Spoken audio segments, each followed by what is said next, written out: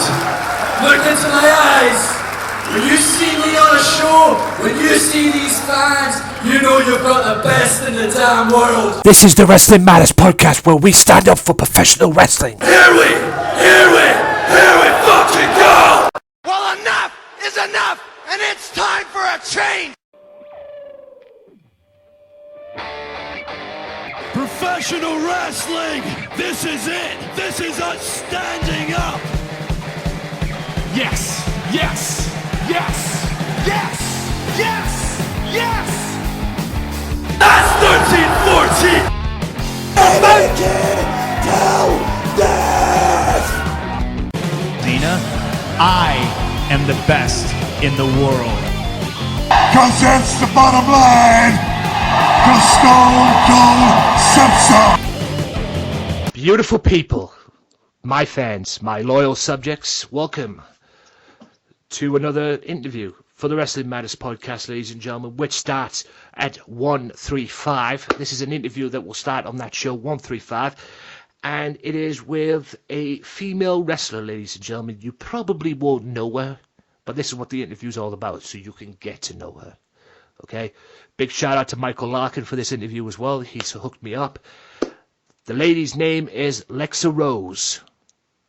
How are you, darling? I am doing very well on this lovely Sunday morning. Or Sunday afternoon, actually. Yes, it is a Sunday afternoon at her way. It is a Sunday evening my way. It is actually 9 o'clock or 9:30 UK time as I'm recording this right now. So, yeah, very late, but hey, it's worth it nonetheless. Like I say, it's just about you, this interview. It's all about you, about what you think of the business. I know you do watch the business, because I remember reaching out to you, thanks to Michael, reaching out to you about this as well, and you were watching a pay-per-view, I believe. Yes. You were watching the pay-per-view, the same thing I was doing at the same time as well.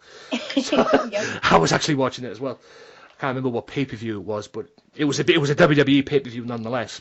Yes. So, Lexa, tell my fans a little bit about yourself, and tell me a little bit about yourself as well. Well, I'm 35 years old. Let's just get my age out there, only because a lot of people assume when they look at me, I'm like 26, and I'm not. I'm also a single mother. I'm going to school right now for legal support and services. I love law. That's one of my other, passions. Sweet. I've been wrestling for 5 years. Been doing, for now, managing, only because I just got an injury recently. Oh, wow. Anything But serious? No, it's not. It's nothing serious. It's just a small sprain. Fair enough. Yeah, but I have a personal trainer that comes in once a week to help me stretch it out, and gives me a couple of workouts to do during the week so that I can, keep my athletic shape. What else? I have a son who's 12 years old. He's not into wrestling like I thought he would be, but that's fine. Not going to force him to like something that he doesn't. But I do have my boyfriend who's also a wrestler. He goes by the name of Trigger. And we wrestle together. We've wrestled each other. We've been friends for about 5 years now, since the beginning of my career, and we've been together for 3 of those years. So, starting to get back into wrestling again after managing. It's just, being a manager, it's okay to kind of sit on the sidelines, but then, you see a lot of these great women matches, and then you just kind of want to get back in there, so I'm getting myself back into the ring hopefully soon. Yeah, we all, like I say, as long as there's always these injuries that you get when you're a wrestler, but as long as you're doing something in the business still while you're waiting to get back to fully fitness, and then you're all right, basically. Yeah. Who trained you, and how did you become this wrestler? When I started, I was training, because I live in Long Island, New York. I was training out in Shirley with Bad Boy Rocky Shore. And then from there, I ended up training in the Bronx for BWF. I trained with Bronco International. The submission technician, Bobby V, also, gave me a little pointers. I've worked with guys like Eric Jaden, Bobby C. De Niro. I've actually gotten I've never trained with Homicide, but I am friends with him, and he's given me some advice throughout my career, and he's, always been kind to me. And I don't know if you've heard of House of Glory out here in New York. They've really, really, I want to give them a shout out only because they've really been producing some quality wrestlers, and a lot of them have been friends of mine that have started along the same time as me. So I've heard of the name. It's not very familiar to me, but I've heard of the name and everything, the names, and I have heard they've actually done some or produced some great wrestlers. yes, out of that area as well. And like I said, I'm a huge fan of Homicide. I love that guy. I've been watching him since Ring of Honor. Yeah, he's a great guy. I mean, he's definitely pull no punches, no nonsense type of guy. I mean, he's a sweetheart, but he's still, it's kind of funny because Homicide's one of those people that when you look at him, you don't see a person of intelligence, but when you talk to him, he knows so much about the business. He just comes across kind of, some people will say that he's a little hood, but if you really listen to what he's saying, he knows exactly what he's talking about. He's probably one of the most intelligent guys in the business when it comes to getting advice and, wrestling and stuff. So I just want to give a huge shout out to Homicide, who, I remember a long time ago we had like a good hour and a half conversation, and he just taught me so much, and, really helped me see the wrestling business for what it was. And, he really kind of gave me that confidence to really take it to the next step and really, push myself forward. Yeah, I love Homicide. I've had some great matches with him. He's been involved in some matches that even I've liked as well.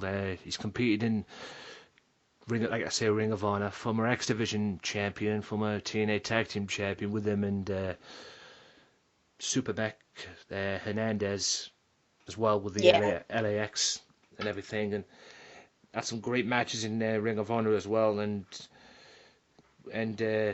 during that feud they had with Ring of Honor's feud with Combat Zone Wrestling, that invasion angle they did, and he was very, very big part of that as well, in terms of them wanting him on their side, them being Ring of Honor as well, and him playing the little mind games with him, whether or not he was going to join them or not, which is very cool. And like I say, he's had some wonderful matches, and he's very much got what he deserved as well. And like I say, I've always been a big fan of Homicide, especially with, like I say, going back to Ring of Honor. Just like most wrestlers you see nowadays, like with CM Punk, Daniel Bryan, and stuff like that, it's always gone back to Ring of Honor with them as well. And Homicide's definitely been a major part of that.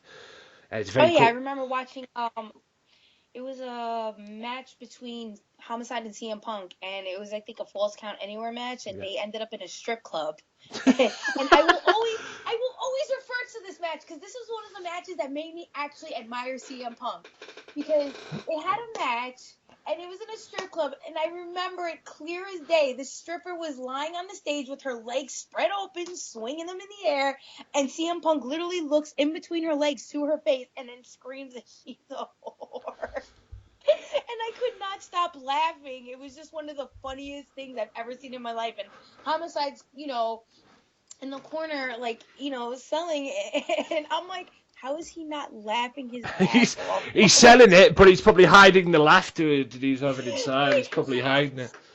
I wish I could talk to him again and ask him, dude, how did you not laugh when that happened? That had to be the funniest thing in the world. Yeah. I thought he was gonna say something cute to the stripper, and he ends up basically defaming her. Yeah. During the match, and it was just oh my god, this guy is freaking great. Yeah, and that was one of the matches that stand out in my head. I haven't seen that match. I need to see that match now. If anybody's got that, If anybody's got that on the internet, download it, please. Hook me up, facebook.com/WM podcast or at WM podcast on Twitter or at Tony_Walker. Please send me that video, please. If you have it, please send me something to do with it. It's definitely worth watching. Yeah. I mean, it was a good match, but it just that one part just makes it just so much more funnier because you would expect that CM Punk's like, oh, he's gonna try and say something slick to the stripper, and no, he just comes out with that. Yeah, and he just comes out with that. Yeah, that's classic CM Punk for you. Have you, when you've trained to wrestle, done the training and all that, the fundamentals? I know because I've done a bit myself. I'm not going to lie, not to a stature, but I have done a fair share of training as well. When you learn to do a body slam, like, pick a pop for the body slam and everything, I learned when you pick them up for the slam to wrap your arm around their head and body slam them to the floor just to protect their head. But I've seen many other people, or many other wrestlers as well, not do that. And obviously, they've relied on that person to take the bump themselves. Is that what executing a body slam is all about? Because that's what I learned when I did my wrestling training. I had to pick them up in the body slam position and wrap my arm around their head area, the back of their neck area, and then slam them down while their head is resting on my arm, so to protect them from banging their head on the canvas. Because I've actually banged my head on a wrestling canvas, and it's not fun. I know I'm telling you. Is that what you learned as well? And is that the fundamental on how to execute a body slam, or is different ways in doing it? There are different ways, but I feel for me personally, that's more of a fundamental way to do it because not everybody is going to know how to take a body slam. And if you're working with somebody who you've never worked before, I feel like it's important to maintain that safety when you're slamming them, that you just tuck their head for them. I mean, if they know how to do it, they know how to do it. But for me, it's just a force of habit to make sure that they're safe. I'd like to make sure that when I'm working with somebody, I try to be as safe as possible and minimize the amount of injuries. I mean, there's always going to be injuries no matter what, but especially when it comes to a body slam, I feel it's really important to have your arm wrapped around their head when you give them that body slam. Even when I train out in Deer Park for Suffolk Wrestling Alliance, we do teach the students to make sure that they wrap their arm around their opponent's head before slamming them, because you never know, in the heat of the match, you might just they might just forget to tuck their head, and then at least you kind of give them that what is that word? Like kind of a backup to make sure that they don't hurt themselves, so that if they do hit the back of their head, that's their own fault. You made sure that you cradled their head before they drop down. Yeah. But I feel like it's really important to cradle their head before you slam them. No matter who it is, I don't care how many years you've been in the business. Right. I'm cradling your head because I'm not going to be held responsible for any concussion or brain damage that happens afterwards. Yeah, absolutely. You don't want that heat on you. Trust. That's for damn sure.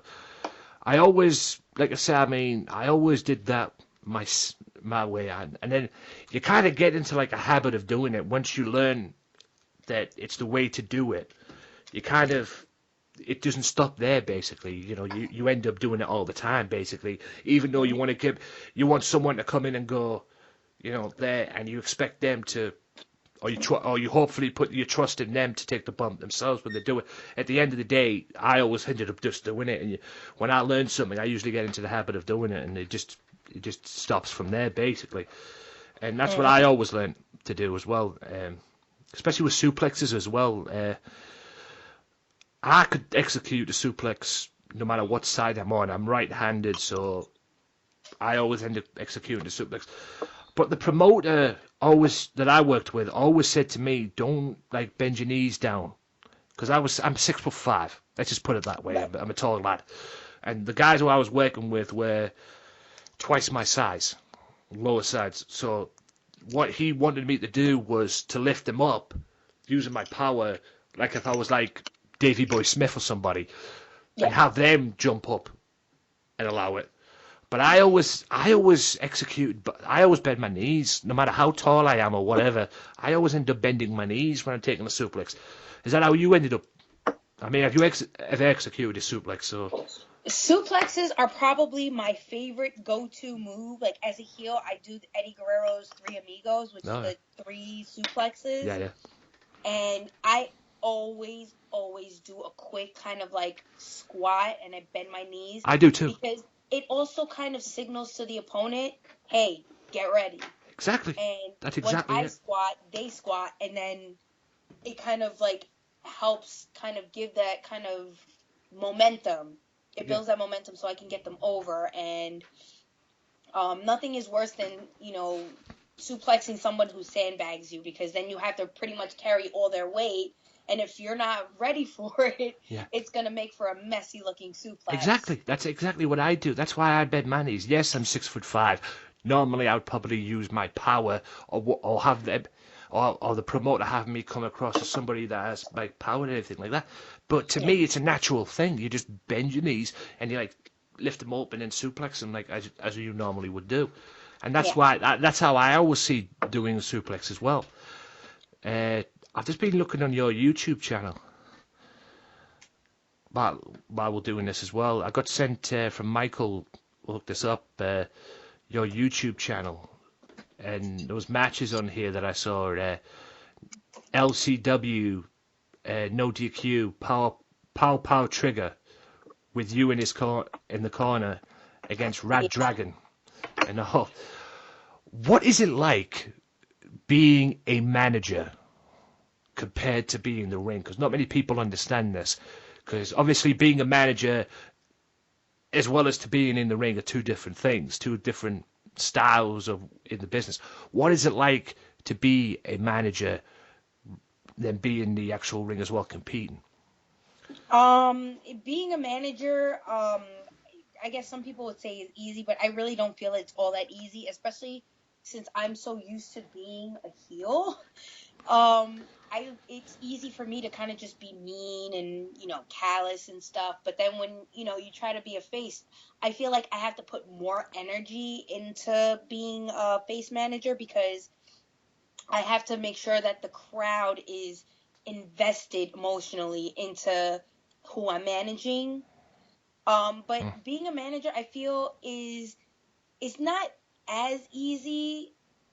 I mean, it's really different, because a lot of people think, oh, it's easy being a manager. You stand around the ring, you get to yell and scream.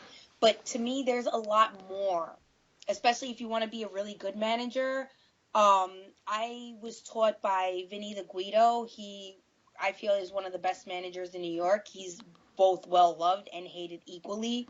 But he taught me so much about being a manager, and he showed me that it wasn't just standing around and looking pretty and running your mouth, that sometimes you can also be physical as well. So, I mean, it's not easier than wrestling, but I feel it's almost not quite equal to being a wrestler, but kind of a little bit under a couple of tiers, but like kind of up there. I just feel I like being a manager when I'm injured, because it just kind of makes things easier for me, but I prefer to be in the ring and wrestling, because I feel that makes more of a difference on how the crowd sees me as a person. Like when I'm wrestling Trigger, when I'm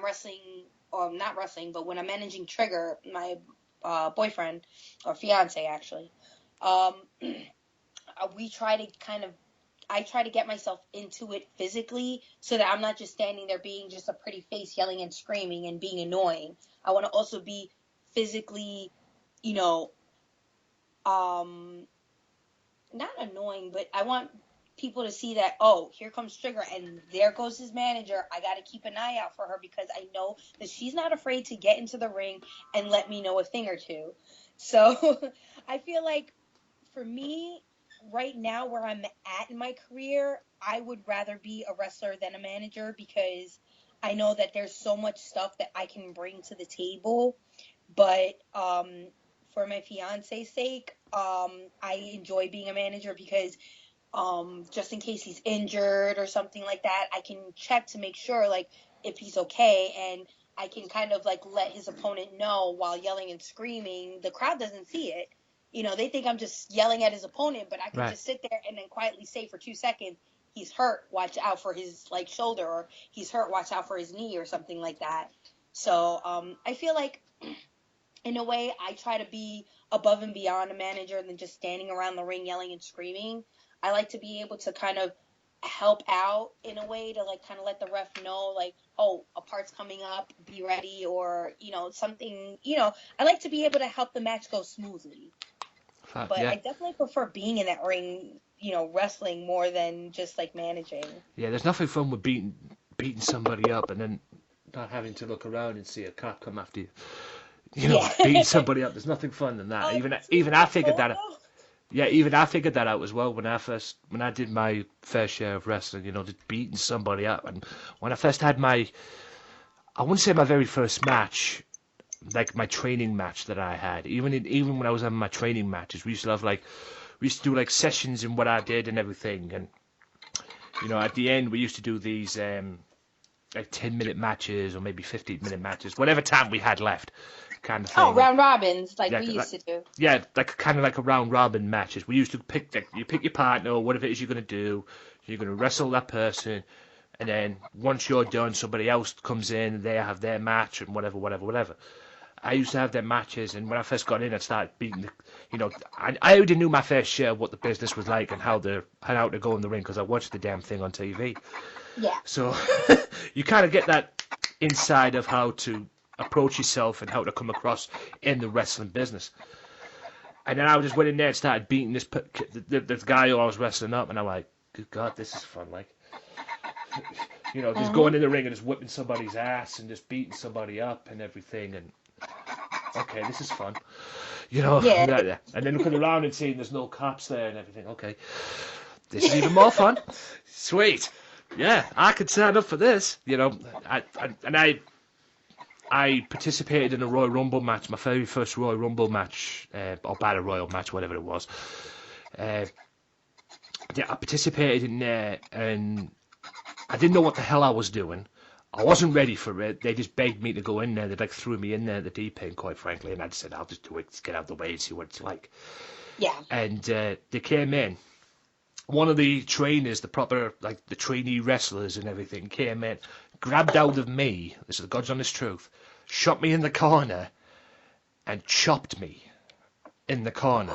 Oh. And, yeah, chops are not pretty. Yeah. I said this to Johnny Ferrari as well.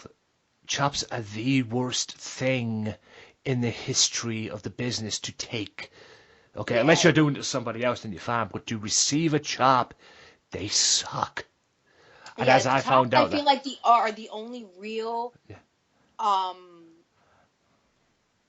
guess, moves that you really do take besides like submission moves. But I feel like chops are one of those moves that you take that is not a joke. That's not something that you could train for or prepare for. A chop, I feel, is something that, you know, you can't, there's no way to kind of fake a chop. You need to be able to hit a person hard enough for the whole crowd to hear it, to let them know that you really did make an impact. So I took that chop. I took that chop. Yeah, I took that chop that he gave me. And this is the God's honest truth. I took that chop. And normally you would scream the place down.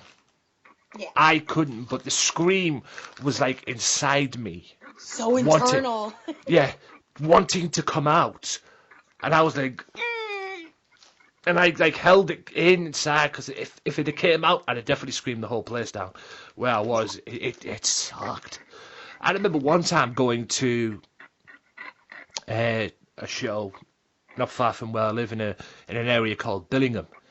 And I got into one of the most strangest angles that I've ever got into in my life. And I participated in the Battle Royal that night as well. And it's like you correctly say, when you take chops and everything like that. I had somebody there who was wrestling me. Somebody grabbed hold of me and wanted the person who was in front to take the chop, to hit me with a chop and everything. I was like, okay, cool. So he grabbed hold of me, but the guy wouldn't chop me. he was like faking the chop. Instead of just like hitting the chop, he was like doing it like if it was an invisible thing.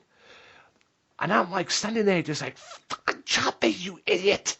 You know, Oh really my yelling God. at him and everything. And I pulled him up backstage. I pulled him up backstage about it and said, what the hell didn't you chop me?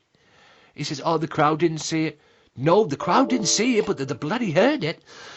Yeah, I was really. like, Like, jeez. sometimes it's important just to hear it. Yeah. I mean, I can safely say, and I just want to give a shout out to like 2 women that know how to chop. One of them I've taken a chop with, and that's Autumn Breeze. She can chop. Let me tell you, she has definitely left some marks on my chest. So I gotta definitely give her props for that. And another one, I wrestled her in Puerto Rico. She goes by the name of La Amazona.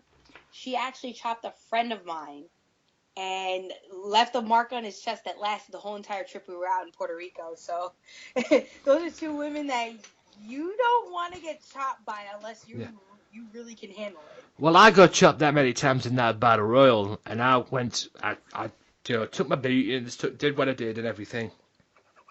Came home, went to bed that night, woke up the next day, looked in the mirror, and I just saw these red marks across my chest. Yep. I'm like, oh, is that what it takes when you receive a job, when you receive chops all the time and everything? Although they chopped the hell out of me in the battle royal and everything, I just woke up the next day and just see these like red marks on my chest. I'm like, okay, chops are no joke, ladies and gents. And there's your proof right there. Good grief. But that was interesting in itself. Who's been your toughest opponent that you've ever wrestled? I definitely have to say, my girl Autumn Breeze, she definitely, I mean, she's been around the business for so many years. She definitely pulls no punches when it comes to her chops, her forearms. She's a great worker though, real safe. You know, she's a sweetheart in the locker room. She's a sweetheart to this day. I will always give love to her. So, you know, if Autumn Breeze is listening, much love. I would love to actually wrestle her again. She's actually so much fun to wrestle with. I mean, it's always fun to wrestle with someone that you connect with and that you're cool with. So she was definitely one of my toughest opponents because of her experience in the ring and just all around physically. She's just really, really good and knowledgeable and knows her place in the ring, knows her psychology. She's really, really a tough worker, and she really is kind of a no-nonsense, doesn't play around, you know, strictly business kind of opponent. Also another one, she's actually up and coming, Jordynne Grace. I wrestled her a couple of months ago. She actually wrestled last night for this promotion that I was working for, and she really she had a couple of us in the locker room like cheering the hell out of her for her. She was like so amazing, and I had the honor of working with her. So shout out to Jordynne Grace, girl, you're doing your thing, you're doing really good. And the final one, and you know, she's a great, amazing friend that I've known since the beginning of my career, Nikki Adams. She's evolved so much, and she's still, you know, the sweet, funny, silly, you know, girl that I remember from the beginning of my career. And she's gotten so much better and so much tougher, and she's definitely another opponent that I would definitely not want to, you know, like not play around with. She definitely has what it takes. So those are 3 females that I feel like are definitely doing their thing. They're definitely my toughest opponents that I've ever had. I just hope that people can definitely, you know, look out for them. If they're listening, you know, look up Nikki Adams, Jordynne Grace, and Autumn Breeze. They're like 3 females that you definitely would be entertained by and that you would definitely enjoy, you know, watching in the ring. Especially Nikki Adams, because, you know, she's a complete sweetheart and she's always been there for me since the beginning, and I feel like she definitely deserves, you know, all the praise that she's been getting recently. So that will probably answer my second question then that I was going to ask, because everybody or every wrestler that competes in the ring always has an opponent that, you know, wrestling them is like putting on a pair of gloves. You know, you could do it all the time. You could do it every day of the week. You know, it's so easy to do and so easy. You know, it makes the job easy, so to speak. That was a quote from Bret Hart, the put on the pair of gloves kind of thing. I'm guessing Orton Breeze would be the answer to that question then. Yeah, definitely. I love working with her. Me and her have definitely, you know, a bond. I remember when I first wrestled her, I didn't know what to expect, but I definitely wasn't disappointed. I was definitely happy with wrestling with her, and I would love to wrestle her again. Nikki Adams is also the second one I would love to wrestle again. I mean, she's always amazing. She's always been kind, and you know, they're the two females that you're least likely to expect any cattiness from, personally.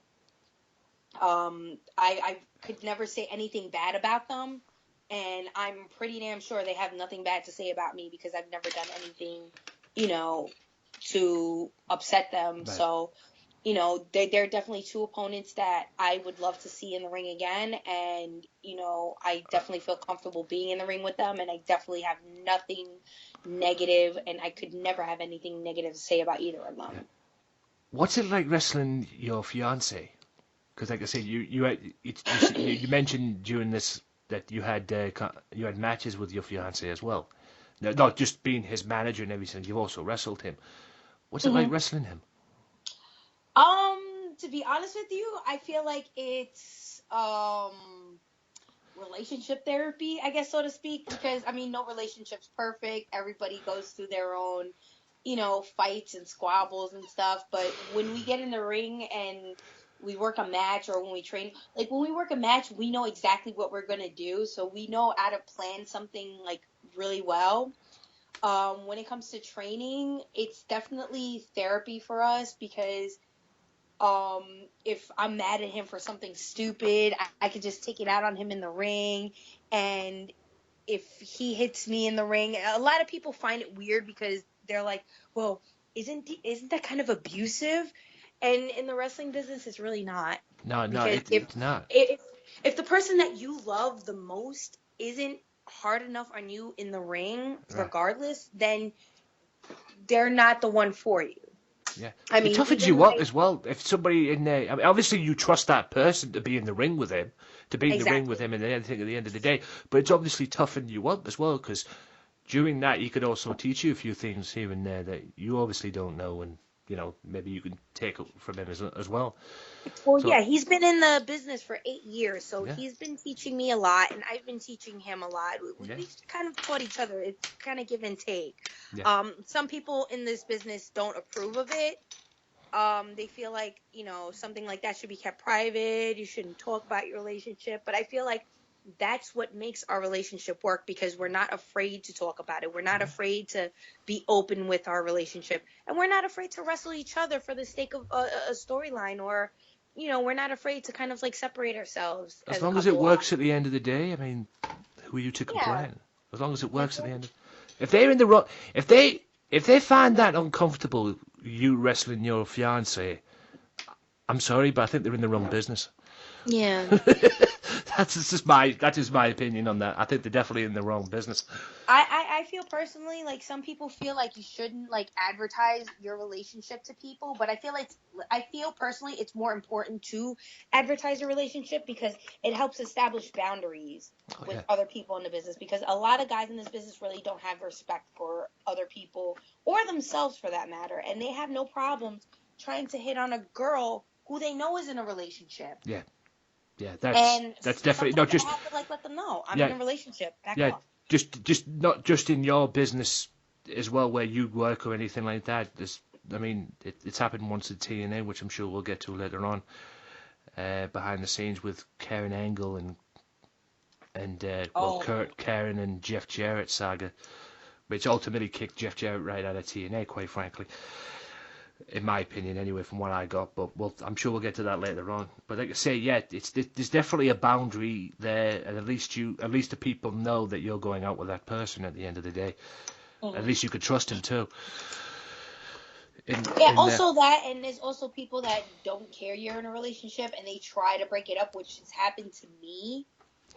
But they're the scumbags, then, in my opinion. oh no, absolutely. And one thing that I feel is that if you're in a strong enough relationship, especially in this business, because a lot of people feel like relationships in this business don't work. That's not true. Because what if you were in another business? Like, let's say you were police officers. You're going to tell me you're not going to go out with each other if you have a bond? It doesn't matter what business you're in. As long as you're willing to make it work, I feel like it's bull crap when people say that, oh, having relationships in the wrestling business doesn't work. Yeah. No, it does work. You have to make it work. If you really want it, you make it work. Nothing that you want is easy.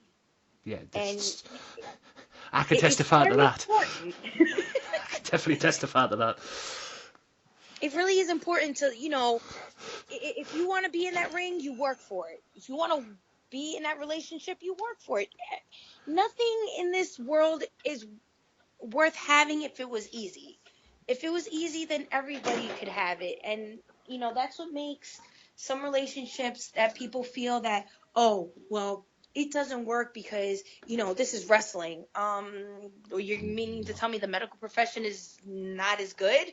Or being a law enforcement officer? I mean, I know people in so many different businesses that have to go through so much drama because their colleagues don't approve of their relationship. So it's not just wrestling that people say relationships don't work. It's bullcrap. Yeah, I mean, all relationships work if you work for it. Yeah, it's like long distance relationships. All right, majority of the time, long distance relationships don't work. But if you make them work, if you put your end of the deal in, and that other person puts their end of the deal in, it's going to work at the end of the day. I mean, it's like with me as well. I mean, with the job I have right now at Middlesbrough Football Club, which is a soccer team that I work for, I'm a match day steward there. I'll be honest, when I first got that job, I didn't think it was going to work. I'm at to shoot right now. I didn't think it was going to work. I'm walking in there, no confidence, no nothing. All right, I did a month's door supervision work with a security firm which will remain nameless because they're a bunch of scumbags. So I moved into there and I'm thinking to myself, is this going to work out for me? Because I always think long term before I do things, especially when I take employment or work or whatever. I always think long term, what could that do for me long term? And I'm walking in there right now, but I made it work. They gave me the opportunity to employ me. They stepped up to the plate and said, here, we will employ you. And I made it work. And like you correctly said there, you've got to make it work to make it successful. And I made that work to successful, and I've been there 4 years now. And it's done me the world of good. I don't care what anyone says and all that. Yes, I took a bollocking for it when I took the job from another firm and the job centred team that I no longer with, thank God. But at the end of the day, I made it work for me. I didn't make it work for them. I made it work for me. At the end of the day, exactly. And like you correctly say, you have to make things work. At the end of the day, only you can do that. Nobody else is going to do it for you. You only get back what you put in. Yeah, I'm definitely getting back a lot of stuff that I've put in there. I mean, like I said, I've only been there 4 years. I don't plan on leaving, and I'll admit it's hard work. I'm not going to lie, it's hard work, but I enjoy that. Same with this podcast as well. I started this in 2014, and I've been now going 2 years, and I've been going every Monday, upload non-stop on my YouTube channel each and every Monday, non-stop for that period of time, and I don't intend on stopping. All right, there's going to be some time that there's going to be a week when I'm not going to be able to upload an episode or anything like that, and I realise that. I'm not stupid, but I cross that bridge when I come to it at the end of the day. Yeah. But since April 7th, 2014, I've been going non-stop, and I got no plans in stopping at the moment. So, and plus, it's done me the world of good anyway because I get to talk about the one thing I love, wrestling, as well. So, and I know a lot of stuff as well. Have you, in your wrestling career, like I say, you've been wrestling 5 years, right? in your wrestling career, have you ever come across or done or been involved in a storyline that has been the strangest thing you have ever done?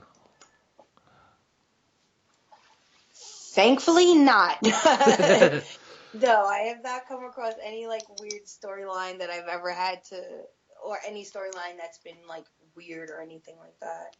The only thing I could say was weird is the fact that I would have to wrestle a guy, but to me that's not weird. So I really never, thankfully, have been put in a storyline where I had to look stupid or foolish or do something that I didn't feel comfortable doing. So. Has there been any promoters that you've worked with during your 5-year career that have come across as douchebags, or have you not been able to get along with, or have you been able to work with that person, or I mean, has there been any of them in your career? I won't lie and say there hasn't. There has, but I feel like what happened was just a lesson learned and just to move on. Because I feel like there's so many promotions all over the United States, all over the world. Yeah. And I feel like if one promotion doesn't want to book me and they want to kind of like bash me and try and blackball me, that's fine. But there's going to be other promotions that are going to look at them and be like, I want to see what she's capable of. Because there's always going to be that one promotion that looks at me and they're going to say to themselves, I want her because I want to see what she's capable of. I've seen her YouTube videos. I want to see if she really is the person that they say that I am. And much to their surprise, I'm nothing like they say I am. And it's happened like a lot. And when other promotions book me, they're like, you're really not as bad as they say you are. And I'm like, well, if you want to know why, and I'll just put up the screenshots and show them. Not even just, I won't even let it come out of my mouth so that they say, oh, well, she told me this. No, I want promoters to be like, well, she showed me this. There's really no other way to refute it. This is what you said. And she's not denying it. She's showing me. I that's why I prefer not to say any displeasures I have on other people. I'd rather let my actions speak before myself. I'm not the type of person. I grew up with a single mother who had to struggle to raise 3 kids and 2 grandkids by herself. And, still had enough money and time and motivation to buy her American dream, a home out in the suburbs. And when me and my sister grew up, we had my brother. He was a Marine. He did his service, and we learned how to be tough.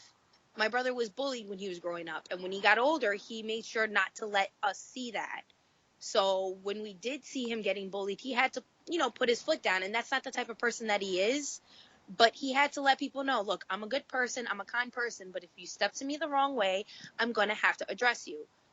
Back then, we didn't have Facebook, we didn't have Twitter, we didn't have, we had corded phones and answering machines. Yeah. And even then, it was just like, no, we're going to go right to your front doorstep, knock on the door, and approach you personally. We're not going to, send messages, That's the best way to do it. That's the best way to handle bullies, I feel. Mm-hmm. Just confront them face to face. At the end of the day, don't use Facebook, even though people do use Facebook nowadays, but don't use Facebook, confront them face to face. They'll soon get scared. Yeah, I definitely remember them days. Thankfully, I never got bullied as much. I did get picked on a few times, but I never got bullied as much. And, yeah, I mean, the only thing... As a female, it's difficult, especially as a female. It is so incredibly difficult. No doubt, I would imagine so, because you don't expect them to fight. I mean, my theory with me, I used to get picked on a lot and everything, and it's all part and parcel of the whole thing. But my downfall with me back in my day was the fact that I used to rely on the teachers to do the work, what they're supposed to do at the end of the day. I used to rely on them, and the teachers that I was involved with at my schools and that, they never did their job properly. That was my theory. If I had the confidence that I have now. If someone steps up to me, I'm going to at least attempt to beat the fuck out of them. I don't give a damn who they are. At the end of the day, if they come up to me and you step to me, there's so much you can take from one person, and it's going to get to the point where they're going to push that button and you're going to explode. See, that's the difference between our generation and how we were raised to comparing to now. Because a lot in the wrestling business, I know back in the days when you were wrestling and the way you were trained, I know you saw probably a lot of locker room fights break out, and it was just person to person. And nobody ever once said, oh, that's unprofessional. You got to be sensitive towards the wrestlers. Nowadays, you even say something to someone. Yeah. It's all of a sudden a problem. And for me, I don't care. That's a main reason why a lot of promotions won't book me, because I have no problem saying it like it is. Well, my mother taught me that if you have something to say it. Yeah. Because if you don't say it, they're going to keep crossing that boundary, and you're never going to be able to tell them to stop. Absolutely. And they're going to keep hurting you. I don't want that to happen. Absolutely. It's the same with my promotion as well, the promotion I trained with and everything. And all right, I used to get along with majority of the people that were there and everything. I used to be always cool with them. You know, they'd bring the best out of them. There's always that one goon. Yeah, there was always that one goon. There was always that one moron, and it was mainly the promoter. the guy who runs the place, because that's why I'm not back there right now. I used to get sick of getting into picky arguments with the guy. You know, if he was here today, I don't necessarily hate the guy. If he was here today and he came up to me, I'd say hello back. We'll probably have a conversation right now. But there was times that I wanted to wring his neck at times and just make him wake up and help him. But at the end of the day, I used to get into these silly, stupid little arguments with him, and he would do this and this, this and this. And there's times that he wouldn't listen, and he would force people to do things. I mean, I still believe to this very day, even though he'll probably deny it, he used my podcast to get me to come back to his promotion, or to try and goat me back in the ring, because I was never meant to. He invited me to come down to a show, and he said, if you promote us on your podcast, I can get you into shows. I will let you into shows for free. I was like, okay. Boom. Straight there, signed in, no problem. But the first show I went to, I was working that day, so I had to leave work early, and they were cool about it. And I went down to the show and everything, and the next minute I'm in the Battle Royal.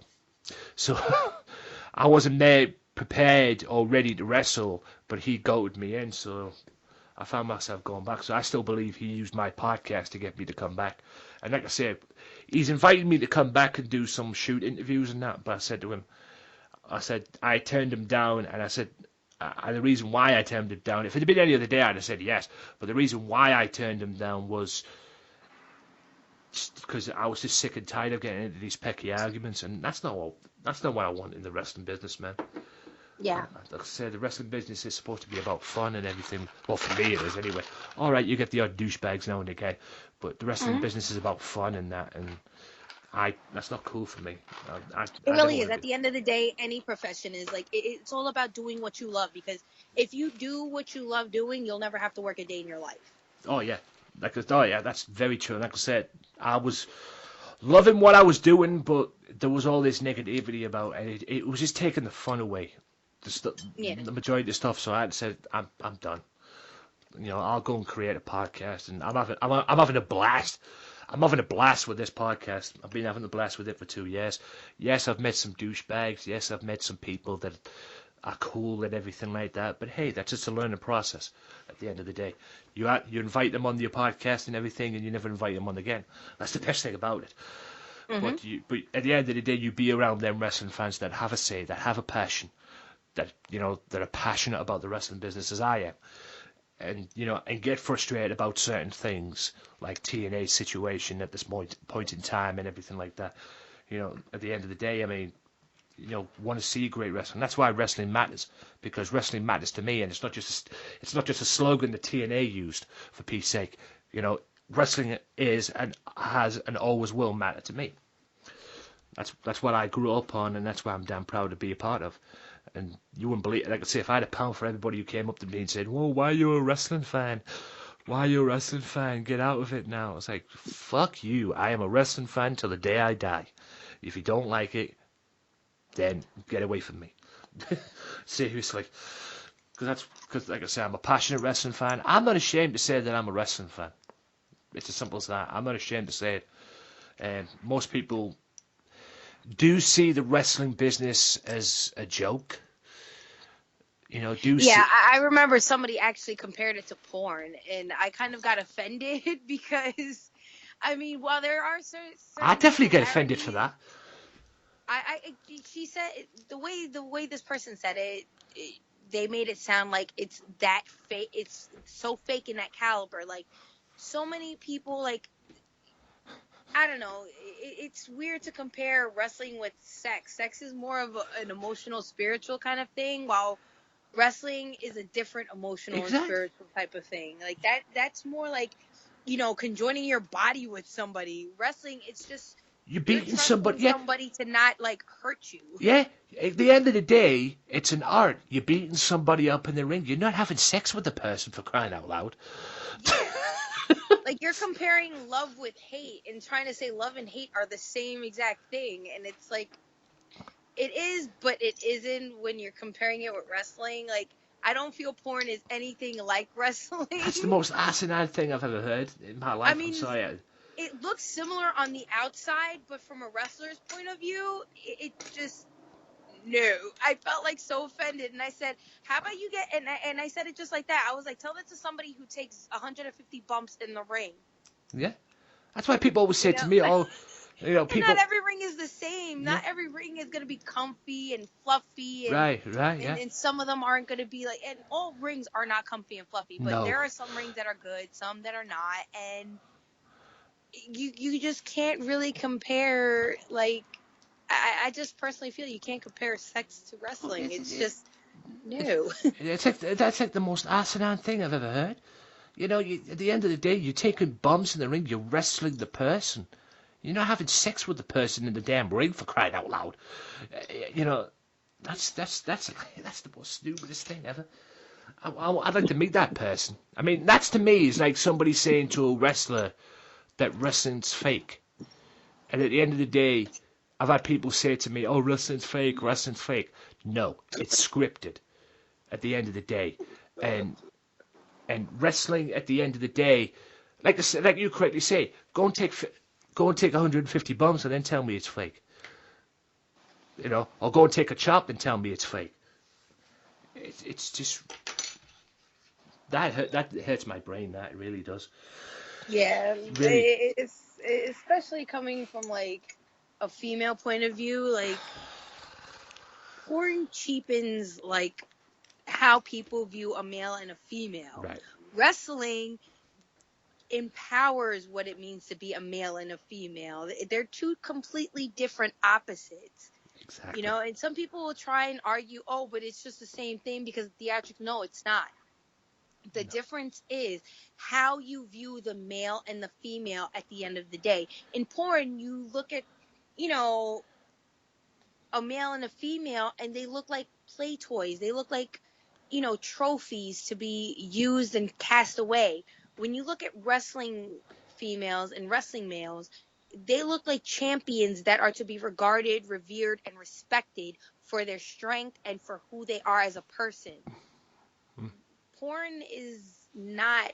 I mean, porn is just entertainment to get somebody off, I guess. But for wrestling, it's to get somebody invested emotionally in a story and get them to escape for like a good 10 minutes during a match to see a battle between good and evil, and how it works out at the end of the day. And sometimes with wrestling, if the storyline is perfect enough, you're hooked and you're going to want to keep watching it. With porn, it's just it's all just rudimentary sex. It's all like the same positions done over and over again. With wrestling, there's always going to be something innovative for it. I mean, you're always going to want to do something different.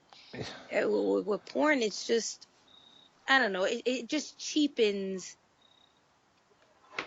how men and females are viewed. That at the end of the day, my core reason is just how the players are viewed between porn and wrestling. Right. Wrestlers are looked at as warriors, as fighters, as, key components to a story. Yeah. With porn, it's more about the genitals, not even the face attached to it. Exactly. It's gross. Yeah. It's a really gross comparison. Like I say, it's the most asinine thing I've ever heard in my life. Comparing probably the greatest sport in the world to something that, like you say, people get off on. It's what?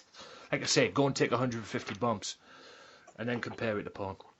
I mean, it's not like you can wrestle in your own bedroom for 20 minutes, Exactly. You end up breaking something, the whole house gets destroyed, and then what happens? Yeah. With sex, you can just do that pretty much anywhere. Yeah, exactly. What made you want to be a wrestler? I think my love for the theater really did it for me. When I was growing up, I used to do theater and sports. So I was looked at as like the weird kid because I like to perform on stage, but then I like to get physical. And it was just like, dude, you have to pick one. You can't just be, a drama geek and a jock. You got to pick one. And I chose not to. And growing up, my brother used to watch wrestling, and he used to take my mom to shows, which I'm still mad at. I really feel like screaming across the room to remind my mother how mad I am. But she would go to wrestling shows with my brother and then leave me at school, and it would break my heart. So every time they took pictures and had them developed, they would always give them to me to see them, and I would put them all in order and ask them, which match is this, which match is that, and when did this come on? When did that one come on? And I'd put all the pictures in order, pictures of Andre the Giant and Bam Bam Bigelow and Bret Hart. I was so jealous that my brother and my mom would never take me to these shows. And I was just like, it's so not fair. I like wrestling, even though I was taking ballet classes and piano classes, but I always loved watching wrestling. I used to wake up every Saturday morning to watch Superstars. And I remember when Sunday Night Heat was on. And I remember for my 21st birthday, I was determined to go to the WWE restaurant, which I did go to. And I wasn't, disappointed. It was a really nice restaurant. It definitely fit the WWE, era at the time. Yeah. And the food was actually really good. It was a rock bottom steak, I remember. It was a rock bottom steak, and I remember the menus were really nice too. They were leather bound with a metal plate that said WWE restaurant on it, and it was really gorgeous. Or did it just say WWE? I'm not too sure about that, but I remember that it was just a really nice setup. It looked fancy, but yet it still looked like the type of place a wrestling fan can go to. If they want to take their girlfriend who's into wrestling and stuff. Definitely one of the places where you can watch pay-per-views as well. No bother. Yes. I remember they used to have Sunday Night Heat there. Yeah, Sunday Night Heat was there. They probably rolled the pay-per-views. Yeah, it was WWE New. Well, I say WWE back then. It was WWF New York, wasn't it? The restaurant and everything, and yeah, I definitely remember that. They used to always promote that back in the day. Definitely, they used to always promote that, and rightfully so as well. Is that still around, or did I eventually close? It closed. I mean, it was originally called the Paramount, and the WWE, I guess, was using it for their restaurant, but it eventually closed down. It's something else. I forgot what it was. I drove past it recently, but it didn't stick in my head what it was called. Right. Yeah, it's a shame because I met that. They would like to say it was the perfect way to go to watch a pay-per-view. Perfect place to go to if you're in the New York area.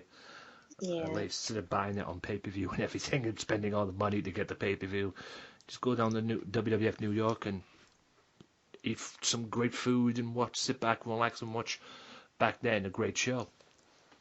A part of me still wants to open up at least some sort of restaurant bar to be able to put on pay-per-views and have people come in and eat and drink and be able to enjoy a good pay-per-view show and feel the kind of energy you'd feel at an actual live event. Well, I stopped buying pay-per-views over here in the UK.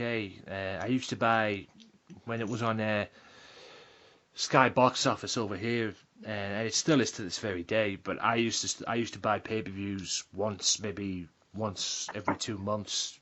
because it was crazy, but it was crazy, but that's what I'm a wrestling fan, ladies and gentlemen, for crying out loud. It was worth the risk. And I used to watch WWE events, get them over here, and it used to be about, in UK money at least, it used to be about $14.95. And then WWE New York came along, and they put the pay-per-views on there for at least $9.99 a month.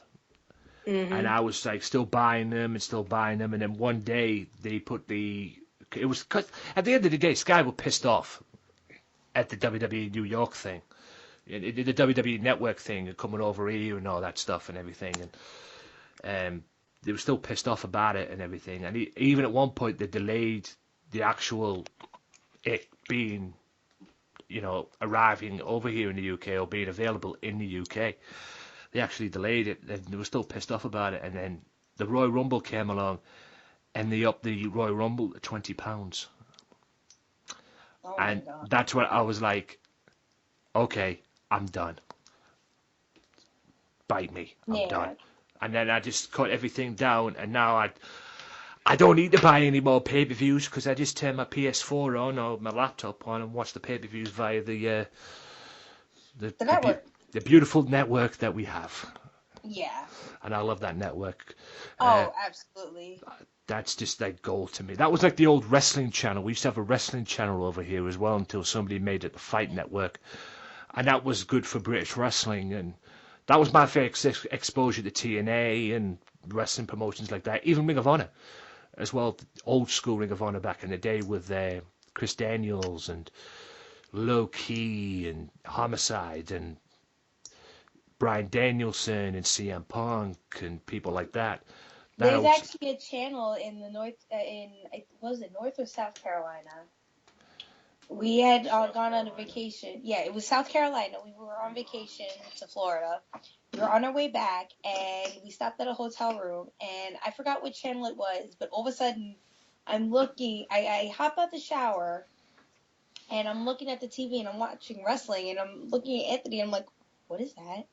And he says, they have Ring of Honor here on this channel. And I was like, oh my God, this is great. It was like the greatest thing. And then we went downstairs to my mom's room and we were watching it. It was the funniest thing. I was like, oh my God, the Carolinas play Ring of Honor. This is great. Yeah. On regular cable channel. It was amazing. Like, we looked like a bunch of wrestling nerds. Like, people were walking past. Yeah. And we had the door open because it was like really, really hot.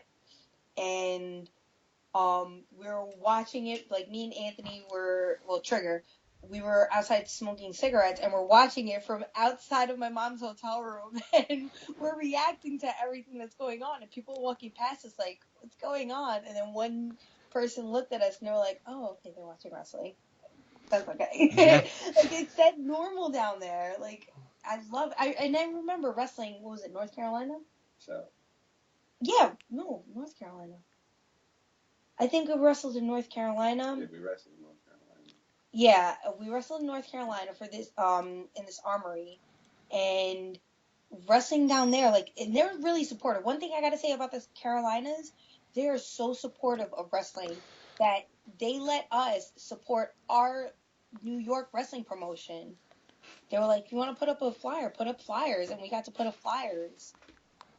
And, we got to promote our wrestling company to all the people out in the crowd and stuff. It was, they're really open out there in the Carolinas. It's a shame not all people are like that. Yeah, down south, they're really, like, a lot of people like to give them the ugly stereotype that they're racist, but a lot of the people down there aren't really racist at all. They're really kind. They're sweet. As a matter of fact, they're opposite of us New Yorkers. Like, especially New Yorkers, we're like the meanest. But when we got down there, we completely forgot we were New Yorkers because they were just like so open, so warm, so inviting and kind that they were like, yeah, sure, you can promote here. We don't care, New York wrestling rules.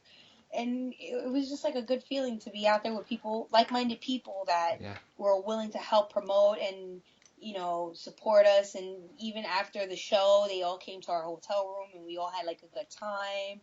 I mean, one thing I could say about the Carolinas, they are definitely, when it comes to wrestling, the best place to go to wrestle and just watch wrestling. Being a wrestling fan, have you had a favorite match that you remember? That one specific match that you really enjoyed sitting as a fan? Besides the CM Punk Homicide match, because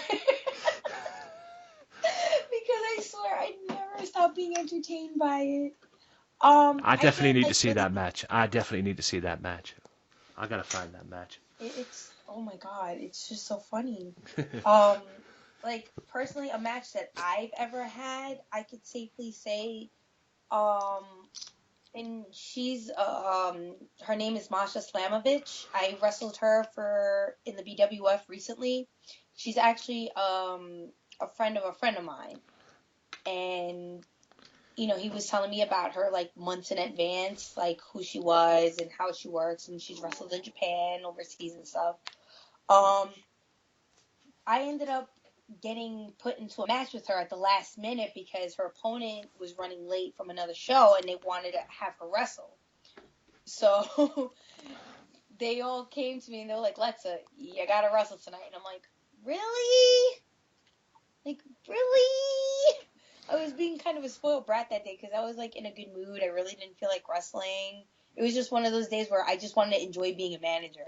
And they told me I had to wrestle, and I was just like, who? And they told me who, and I was like, oh, okay, I know her.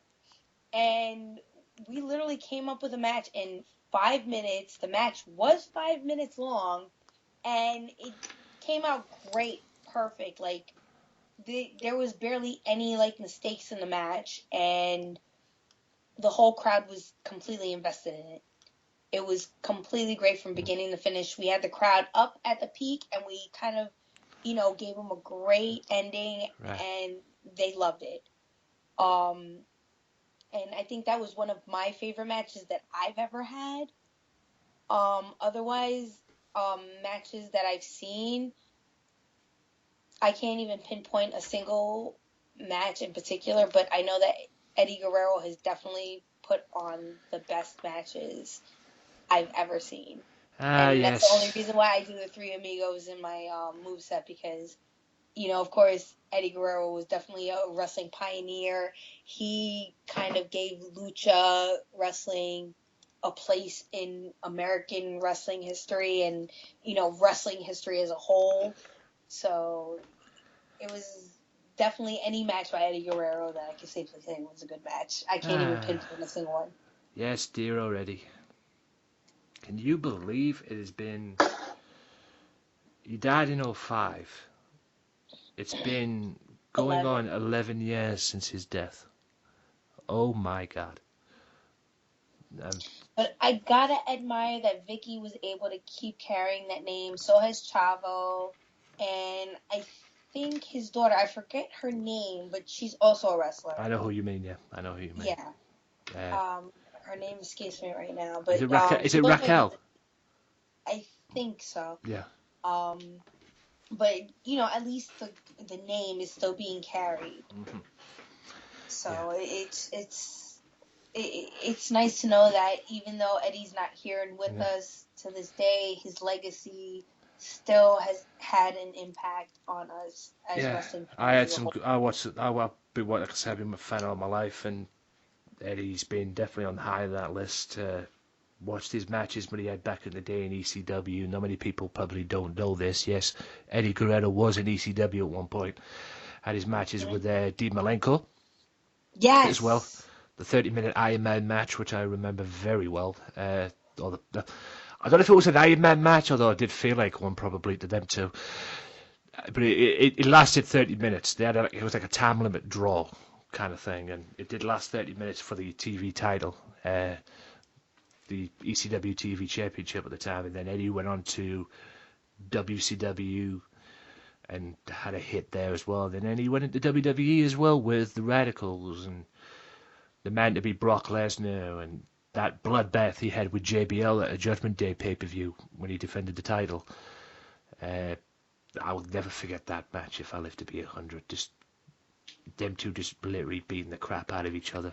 Or it seemed that they were literally beating the crap out of each other with the chair shots and that blood chair shot as well, man. It was just unbelievable stuff. And yeah, but Eddie made it like he also made it entertaining. I remember I think it was a match against Mr. Anderson. I forget which pay-per-view or which show it was, where the ref was out and he takes a chair, bangs it on the mat, throws it at SmackDown. Mr. Yeah. And I remember. Actually, back then he was Mr. Kennedy. Yeah. And he drops to the ground. The ref gets up, sees Mr. Kennedy with the freaking chair in his hand, and then just calls out the match. Yeah, I definitely. And I was just like, wow. The whole lie, cheat, and steal skit that he used to do. I would definitely remember that, yeah. And that was on SmackDown. That was on a SmackDown episode, that. I definitely remember that, yeah. And hell, a few people have used that to themselves as well. I think Sasha Banks used it at one point. Yes, she did. During a match with Charlotte when she won the women's title, and using it to get rid of Dana Brooke, which was hilarious. And she's on this, and she's and she's outside on the floor, and she's outside on the floor looking at Dana, thinking, "Bye, see ya." Just hilarious stuff, and yeah, Eddie definitely made that good as well. Then, like I said, going all the great matches that he had, and the match he had with Angle at WrestleMania 20 as well. Right, since we're here, let's talk about the wrestling business. The wrestling business that we have today. Mm-hmm. What is your take on the wrestling business and the direction that it's gone? Or seems to go? Bitch, Mike Hill. Honestly, I don't see that the wrestling business is slowing down one bit. I mean, here in New York, the New York Athletic Sports Commission kind of like changed up a couple of rules, which is going to make it difficult for as many shows to be run. But personally, for me, I think that it's a good thing because a lot of these shows are run by egos, and I think that maybe with less shows being run by less promotions, it might just give wrestling a chance to thrive for those companies that really have the promise and have what it takes, and they have everything that they need to be able to run a proper show, to be able to run fairly against, other equally as competitive shows, instead of just like, losing time and money to all these, cheap, fly-by-net promotions that keep popping up nowadays in New York. I think, honestly, from my perspective, it's really too ego-driven, and I think people need to be a little bit more humble, because one minute everybody's at the top of their game, and then the next minute you're either falling to injury, controversy, or something else that's just as trivial and stupid. And that's what kind of ruins the business. There's too much of entitlement. And I think that people need to understand that you can't just get to the top and not think that you have to work for it. Right. Yeah, you definitely have to work for it. Nothing's handed, like we said earlier on, nothing's easy. Mm-mm. Nothing is, trust me, if something was easy, if things were easy, I wouldn't be just doing this podcast that I'm doing right now, guys, trust me. Mm-hmm. I've had to earn my stripes in my life, believe you me. I like to think I wrote the book, or at least my interpretation of doing things the hard way, at least, because trust me, that is all I've done in my life as well. When I reached out to you to do this interview, yes, we had connections, and a fellow, Michael Larkin, his name. Shout out to you, sir. Mm-hmm. We got contact and everything. And when I reached out to you, you were watching a pay-per-view. WWE pay-per-view, just like I was, as well. What is your take on the direction of WWE? And as a fan, what is your take on the brand split as well? Because now we're into this brand, the brand extension again. Basically, I believe it's round 2 of the brand extension. So, has this worked for you as a wrestling fan or as a WWE fan? Absolutely, only because I liked the brand split when they first did it. And once they brought everything together, it just kind of made everything awkward. So I really appreciate the brand split because it gives more opportunities to more talent and kind of gives them a chance to, spread their wings, so to speak. Like with NXT, then you got Raw and SmackDown. I mean, I like the commingling a little bit. Like, I have to tell you how much, and I want to give a shout out to him because I'm actually friends with him. James Ellsworth has really just, I love him. He's a sweetheart. He's a complete gem, and I mean, to have a brand split and then have someone, it just kind of gives like a relevance to the WWE, you know? And to have someone like, even with Heath Slater, when he had the whole, I'm a free agent, I can go anywhere I want to go.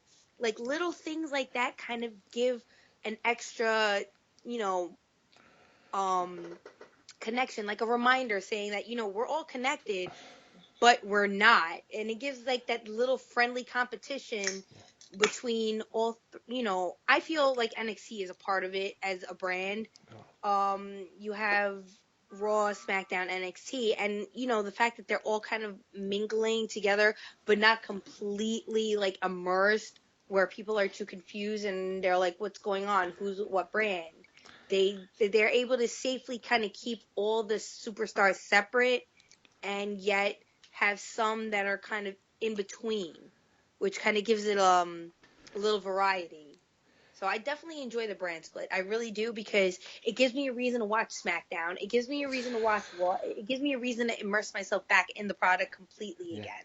And it gives SmackDown a new identity and a new dimension again, because up until that point, it was just basically Raw Part 2. Yes, it was. And it just needed, like you're saying, I mean, I have a different opinion on Mr. Ellsworth as well, but I will say this, okay? I will say this. I don't know if I could get into him challenging AJ Styles for the world title the past week. I just couldn't get into that and everything. And I know Dean Ambrose would get involved. It doesn't take a rocket science to work that out. He was going to get involved. But I don't know if you agree with this.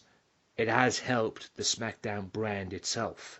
Because it really has. It has played a part in it, because I don't know about you, whether you agree with this or what's your opinion on this, but SmackDown's been smoking Raw, in my opinion. They really have been. I honestly have been thoroughly entertained by SmackDown as of recently, which I'm happy about, because I really didn't watch SmackDown that much up until recently, up until the brand split. Yeah.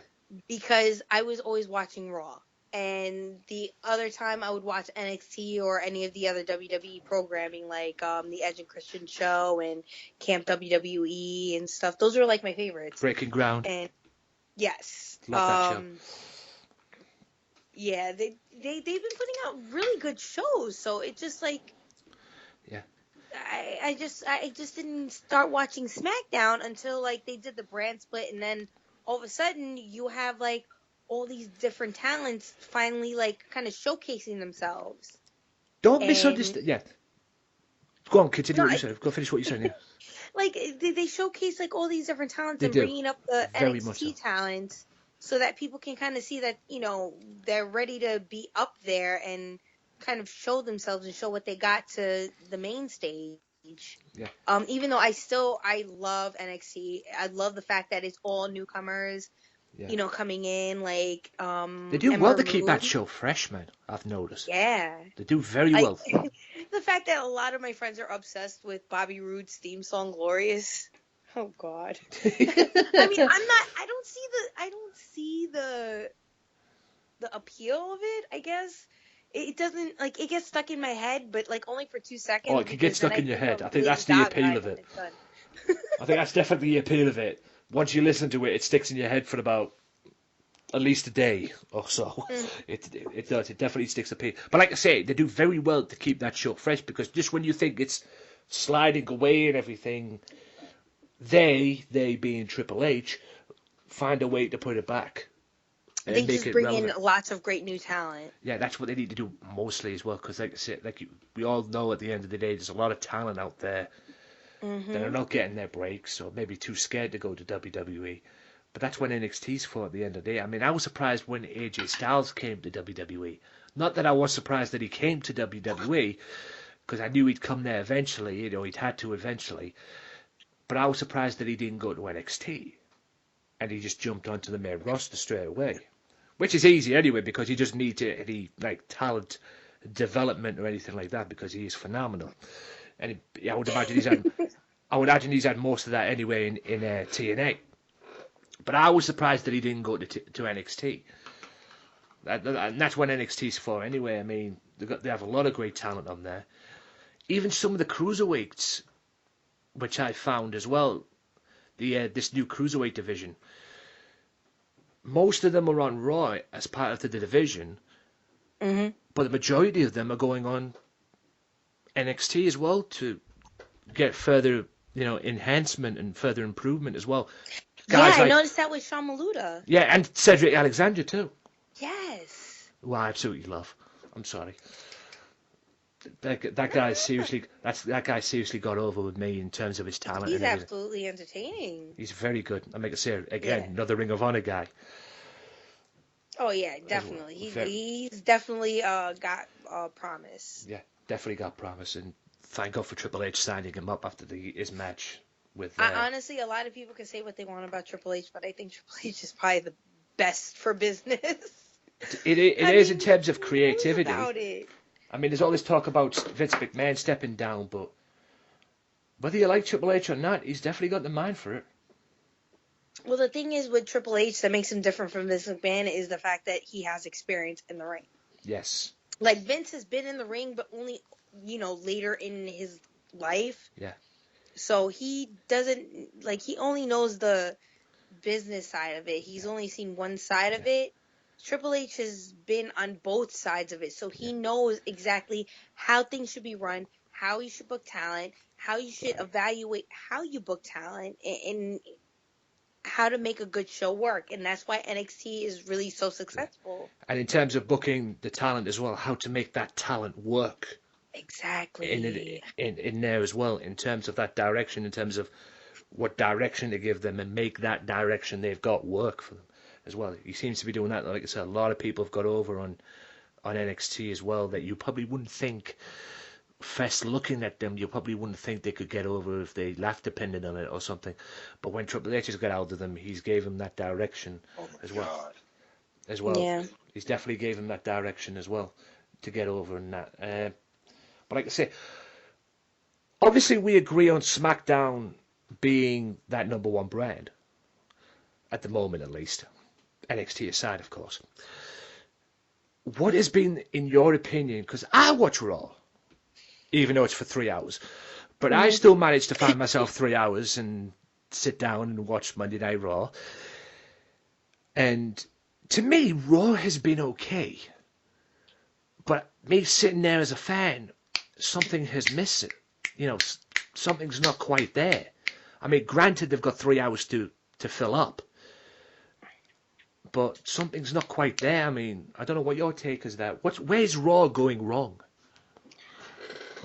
For me, I think they're trying too hard to be a little too controversial when it's SmackDown. For SmackDown, I feel like it's easy for them to be controversial. Like with The Miz, when he cut that infamous promo that had people talking and with Dolph Ziggler and stuff, and that was all SmackDown.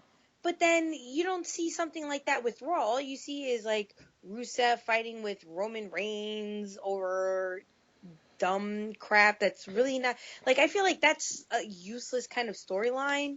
I mean, if you want Roman Reigns to get the belt, okay, that's fine, but don't throw their wedding into it because it just really has no relevance to why he wants the belt unless he's trying to steal Lana at the same time, then okay, it's understandable. Hint at that. But they're not even hinting at something like that. They're just not making they could easily I'm sorry to say this because he's a really good looking fellow and he definitely kind of is more of a smooth operator than he is trying to act like the Rock. Like, if you're gonna really try and build a storyline, at least try to make it look like he's trying to hook up with Lana or something, or like trying to flirt with her or something. Like, cause then it would just kind of make it more intriguing. Like, well, we know that they're married in real life, but Roman Reigns has a wife. Is he really trying to be this ballsy? Like, what's going on? Yeah. Like, I feel like that's a risk that the WWE should take, considering everybody's personal lives. But if you really want to make that storyline entertaining and kind of give it a reason for a belt exchange, I feel like, kind of really like go that extra mile. Like, SmackDown isn't even trying hard the way it seems, the way that they're pushing buttons, the way the Miz kind of went off on Daniel Bryan, and Daniel Bryan just kind of had to walk out in the middle of the interview. Yeah. And, the way Dolph Ziggler, like, literally looked like he was at tears. And I really believe he was at tears. Yeah. As a wrestler who watches, I was really, literally emotionally invested, thinking that he was really crying. I was That emotionally, he was really willing to put it on the line. Understand? Yeah, I was emotionally invested when he had that when he cut the promo with leading into SummerSlam with him and Dean Ambrose on SmackDown, and then he kicks his head off.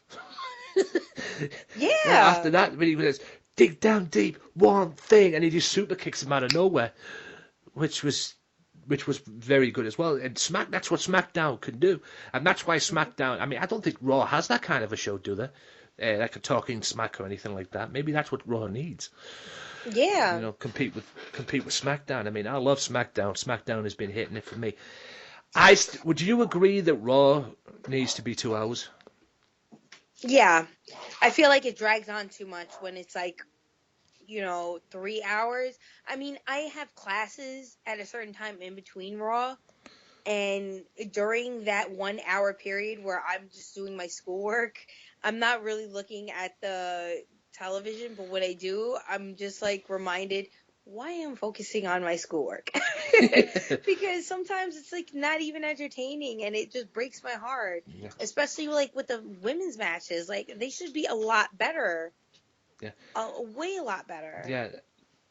They are good, but you're right, they could be better as well. And like I said, they had the main event match, which I didn't like, and it's probably the only Raw that I've hated, quite frankly. The main event match was based off what happened. I believe it was, I can't remember what pay-per-view it was. It was this year, definitely, where Clash of Champions. It was with I think that's where I caught you when I reached out to you. I think that's what you were watching, the Clash of Champions pay-per-view when Jericho came out, interfered in the match, and basically cost Seth Rollins the Universal title. And then the following night on Raw, instead of having something to fall out on that, like Seth Rollins coming out to maybe try and get revenge on Chris Jericho, or at least get a piece of Kevin Owens, or at least attempt to get a piece of Kevin Owens, the main event match of that show was Kevin Owens, Chris Jericho against Enzo and Big Cass. Now, I don't have nothing against Enzo and Big Cass, but did I really want to see that in the main event? No, I would have rather have saw Seth Rollins come out, at least get a slice of revenge. But Foley preventing that as well, the angle with Foley preventing it, saying you're not fit to compete, and this, that, and the other. I hated that Raw, mate. I've actually enjoyed Raw after that as well, especially the one with Goldberg coming back. By the way, yes, what is your take on Goldberg's return? Because it's been long overdue. Since WWE 2K17 coming out, and he was coming to be the guy that you order or get when you order or pre-order the game. And then from that moment on, there was just rumor after rumor after rumor after rumor that he was going to be appearing on shows. And then he finally comes out. Don't get me wrong, it was the most awesome thing ever, because I never thought it'd happen. But I'm glad it's done. And it seems that Brock Lesnar and Goldberg is a shoo-in now for Survivor Series. What's your take on the whole Goldberg returning? That had to be one of the greatest things I ever, like, the fact that the way he came out, like, they really, and I gotta give the WWE credit, they really went back to their roots with the theatricality by kind of, like, giving Goldberg his, like, infamous entrance. I forgot which pay-per-view it was where he comes out and he's, like, surrounded by security walking to the ring. That's what it reminded me of. That one particular pay-per-view. And I remember watching it with my fiance and my mom, and even my mom sat there and admitted, she goes, I'm getting chills watching this, Yasmin. Like, I'm really getting chills. And it made me feel good inside as a wrestling fan, because that's what Goldberg was known for. Like, he gave you chills when he walked out to the ring, and it was just him walking out to the ring before he even got into the ring that had the crowd, like, pumped. And the fact that he walks through the back stage area, and you see everybody from, like, the New Day and Dean Ambrose, like, the new generations looking at him and seeing him like, yo, this is the dude. And seeing him come out and do his classic entrance with the pyrotechnics, and the fact that and this is something that people don't really realize, his real signature isn't just the pyrotechnics, but the fact that after the pyrotechnics are done, he inhales a bit of the smoke and then blows it out as soon as the smoke clears to remind you, I was just covered in fire, and then walks to the ring. That's what had me. Like, even my fiance was like, oh my God, I hope he, inhales the smoke and blows it out.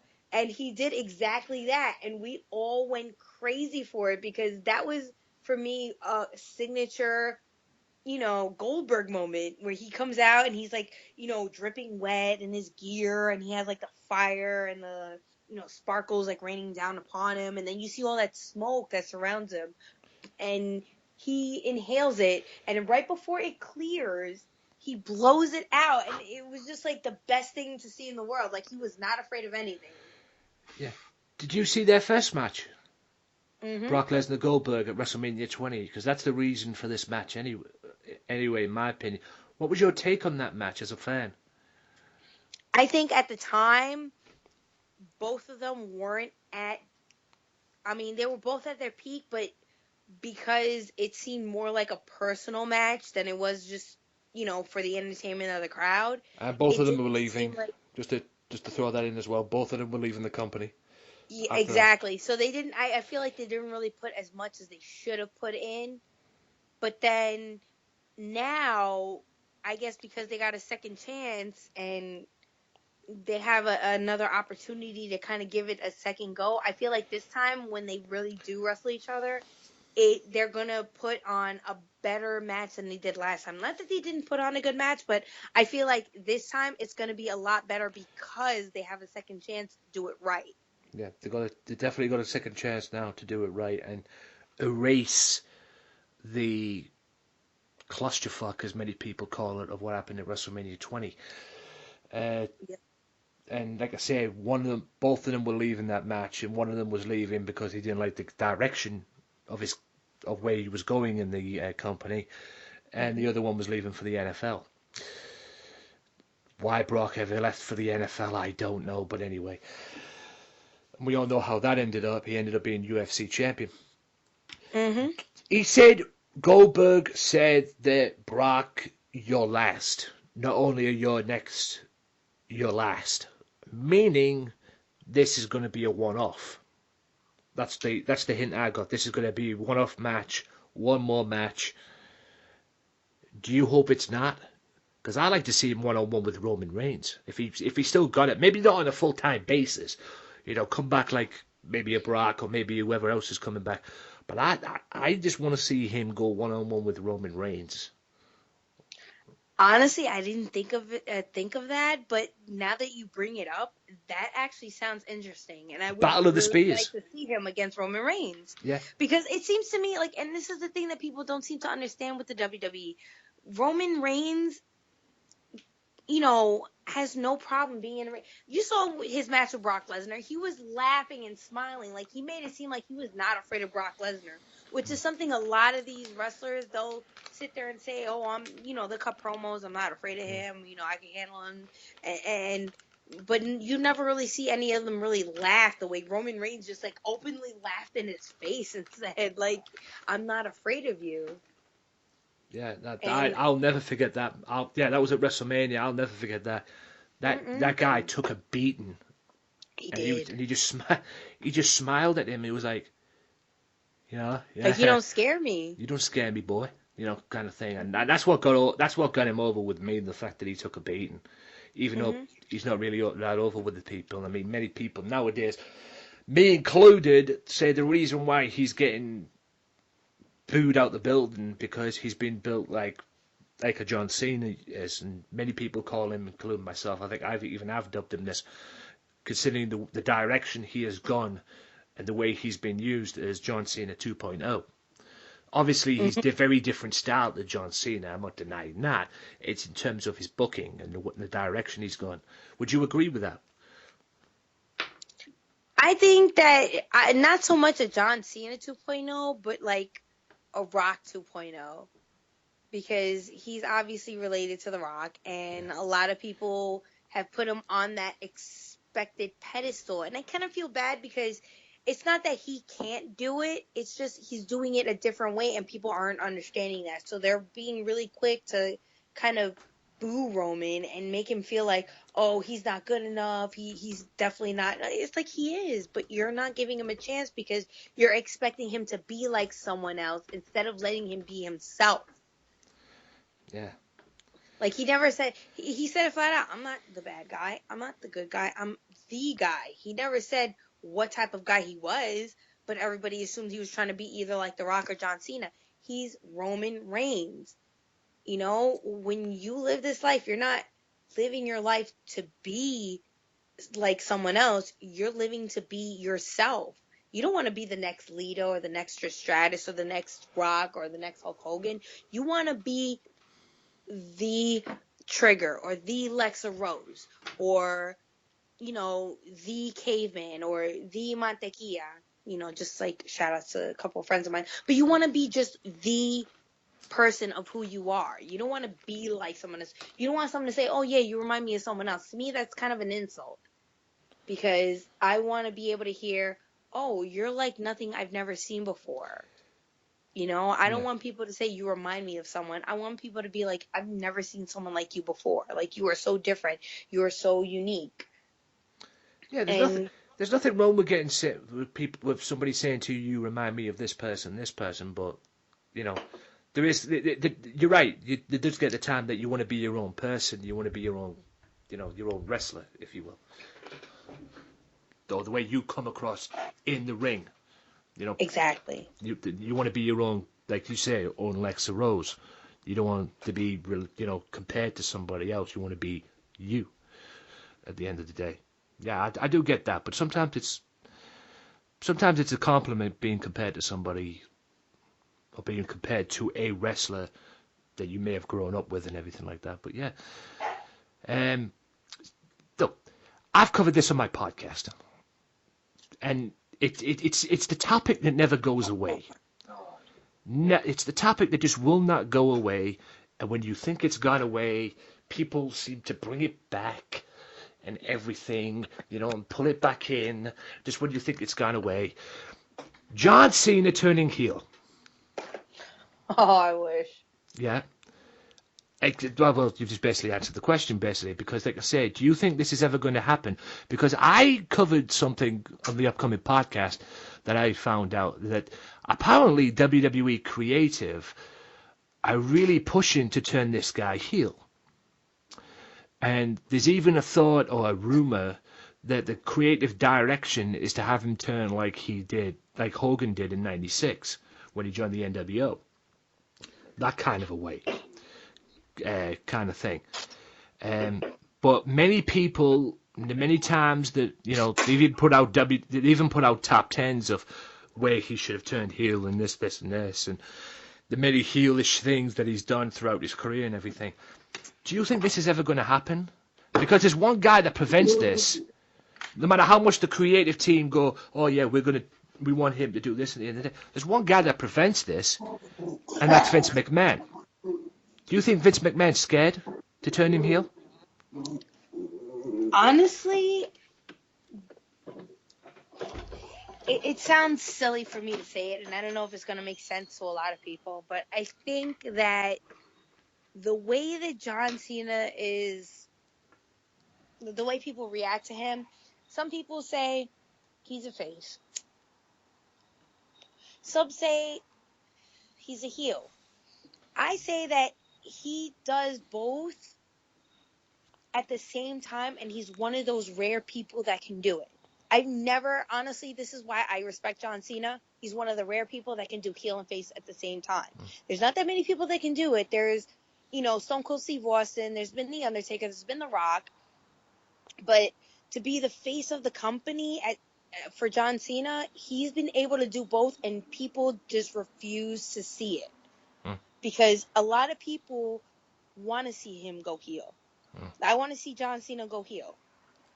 Did it ever occur to anybody that by not going heel, John Cena technically went heel on all of us by refusing to go heel? Like, you want me to be the bad guy, but I'm not going to be the bad guy, and you're going to still boo me anyways. So what's the difference? Like, he just... Somehow John Cena figured out that missing piece of the puzzle of what it takes to be a wrestler. And that one missing piece is only something that he will know himself, because only he can be able to execute it. There is not that many people that can do it. Yeah, I mean, that's always been my theory in a way. I mean, but it's like the subject that never seems to just go away. And like I say, when you think it's gone away, people just put it back and think it's going to happen at the end of the day. And like we said before, I think he already has, because the way he carries himself sometimes, the way we view traditional heels and faces, what John Cena is doing, I feel, is kind of bending that traditional view to make people view him as a face, but boo him as a heel. Absolutely. I totally agree with it. I mean, it's really hard to explain, but like, a lot of people like to sing John Cena sucks.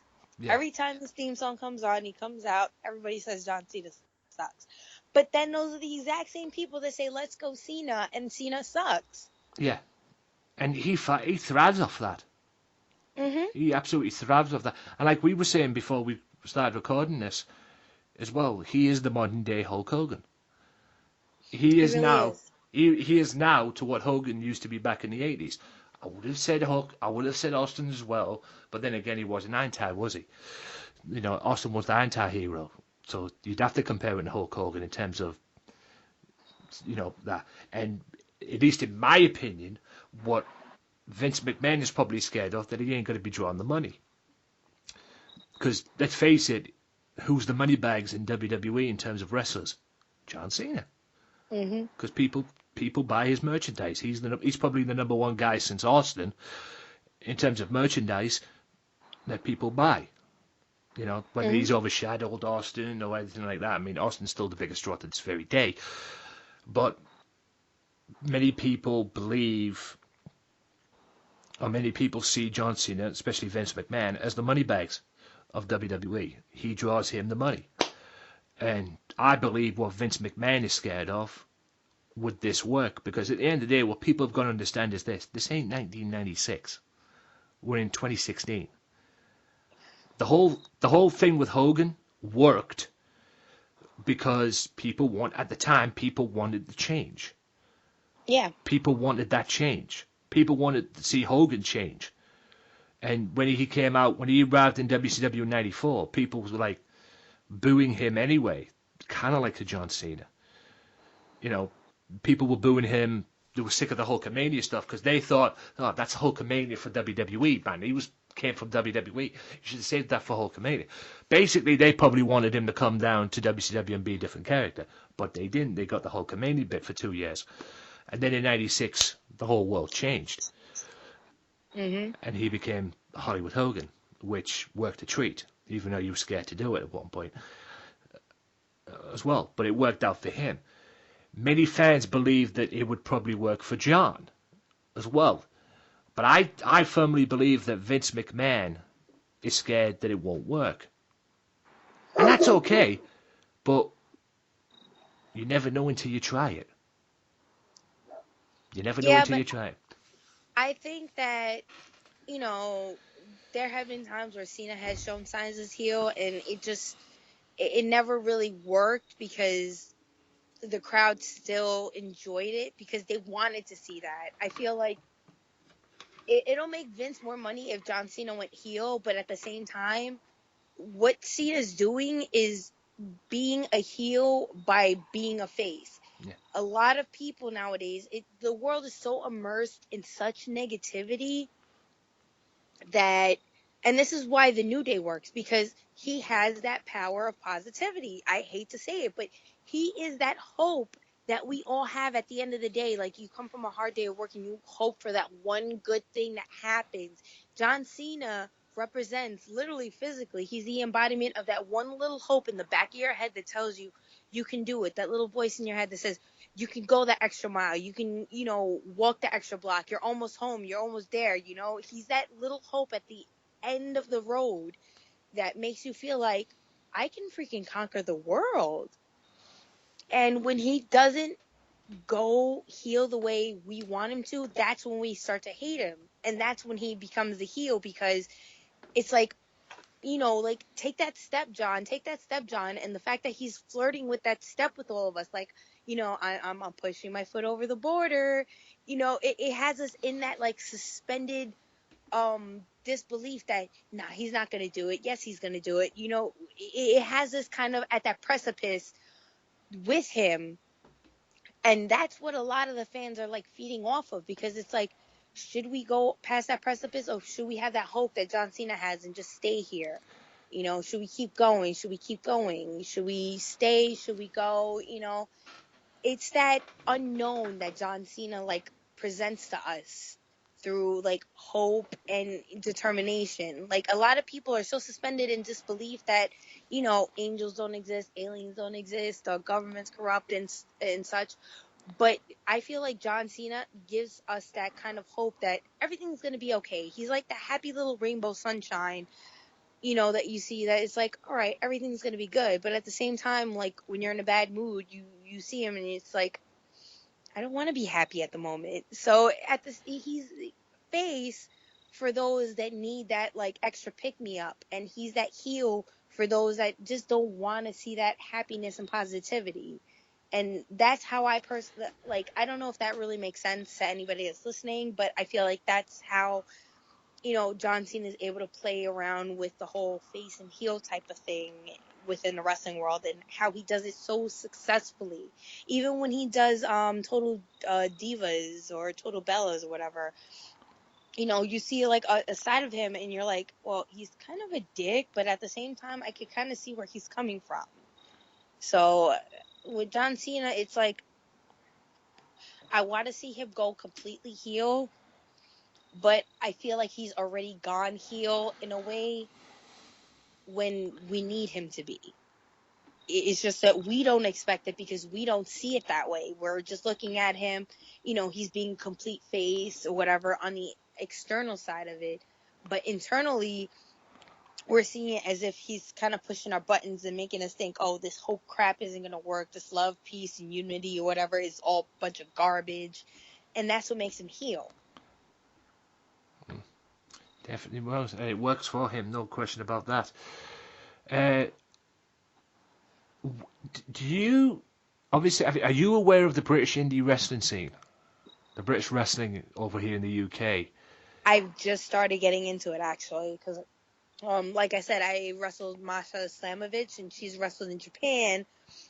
And I was always familiar with Japan wrestling, Puroresu, and Lucha Libre in Mexico, and all the, South American borders. And I just started getting into, English wrestling, British wrestling, and even Indian wrestling. Like, I've just started getting into it because, I always try to kind of expand my knowledge and expand what I learn and know by, seeing what I do know, and then just kind of, I like to push my boundaries. So I've just been starting to get into it, and I feel like it's really rough. Like, Japan, like, overseas, it's really, really, like, some real tough wrestling and real grittiness. And that's, like, New York and America is really trying hard to, like, maintain that grittiness. But I feel like across the seas, it's just a lot more grittier and it's more legitimate. Yeah, especially over here in the UK with Insane Championship Wrestling, and majority of the people who over here in the UK that compete in the wrestling scene have also competed in places like TNA and Evolve and stuff like that as well. Speaking of Evolve and speaking of TNA, we'll get to TNA in a second because I want to get your opinion on the state of TNA and what you think of TNA as a brand as well and all that. But I want to talk about the WWE Network because I read, and I've even covered this on my podcast, about them having future plans for the network. At the moment right now, you sign up for the network, you get $9.99 a month for all the great stuff that's on there. I see. But you've got to understand this as well. They're also building an easy plan for them, bringing out separate packages for the network with which subscribers can sign up for. Now, don't get me wrong. I know why they're doing it. Like I said, to get more subscribers. Not that they've already got that much they've got anyway, but they want to get more subscribers on. So they're bringing out like a free package for the people where you can get like the main four for free, which is WrestleMania, SummerSlam, Royal Rumble, and Survivor Series, but you won't get the other stuff on there. And there's a few other packages as well. One package in particular that I'm interested in, and which I want to get your opinion on, is them going above and beyond. Not just having WWE content on there, maybe bringing indie promotions on there as well. People like TNA, once they get their shit together, of course. Evolve and stuff like that as well, and even Ring of Honor, even though I guess like Solo Monster correctly said, I don't think you can call Ring of Honor an indie promotion, considering the fact that they've been, they're owned by Sinclair Broadcasting, for crying out loud. I don't think you could take them as an indie promotion. So, at the end of the day, do you think that is good? And there's also been talks of putting them, like bringing indie promotions in and putting them in like a $14.99 or £14 or £15 package. I believe that's a problem and that could be costly. I think they should just keep them in the $9.99 package, and that would definitely attract other subscribers, even subscribers of fans that are not of WWE that watch these promotions and think, oh, wait a minute, there you go, there's an opportunity, we can go and sign up and watch these promotions on here as well. And hell, maybe give people, give the promotions a chance to create like a TV show as well for their station, for their promotion as well. Like you get all these, like NXT for example, get weekly shows and everything, because not a lot of promotions, especially over in the UK with Progress and everything, and Progress was mentioned as one of them as well because they've got the Cruiserweight division agreement as well.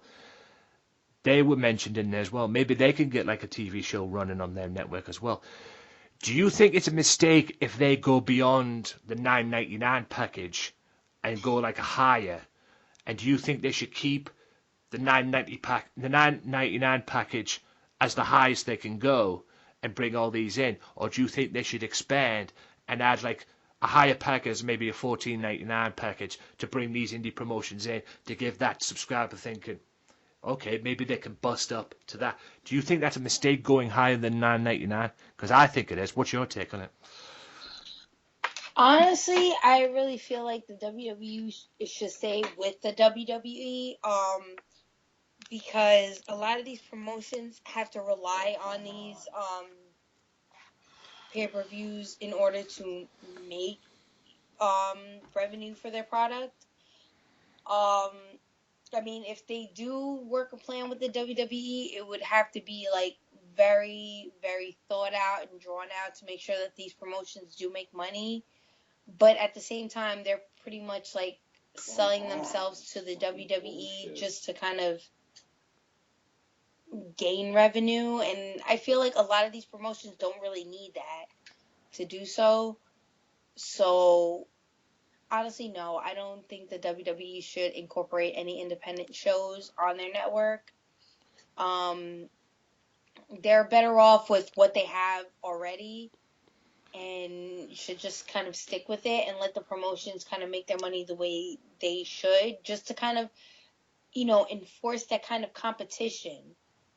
You know, it's kind of not fair if wrestling is just like solely owned by one company. You want to kind of give it variety, and you want to make sure that the product has variety. I mean, you're not going to go to like one steakhouse to buy like a steak and not try any other steakhouses out and find out that they're actually better. I mean, that's the whole reason with wrestling. It's just like any other business. You know, you got to be able to sell your product. It's like the toilet paper business, to be simple about it. You know, like Charmin and Scott Tissues and all these other companies, they're all like vying for like dominion over who's the better toilet paper company.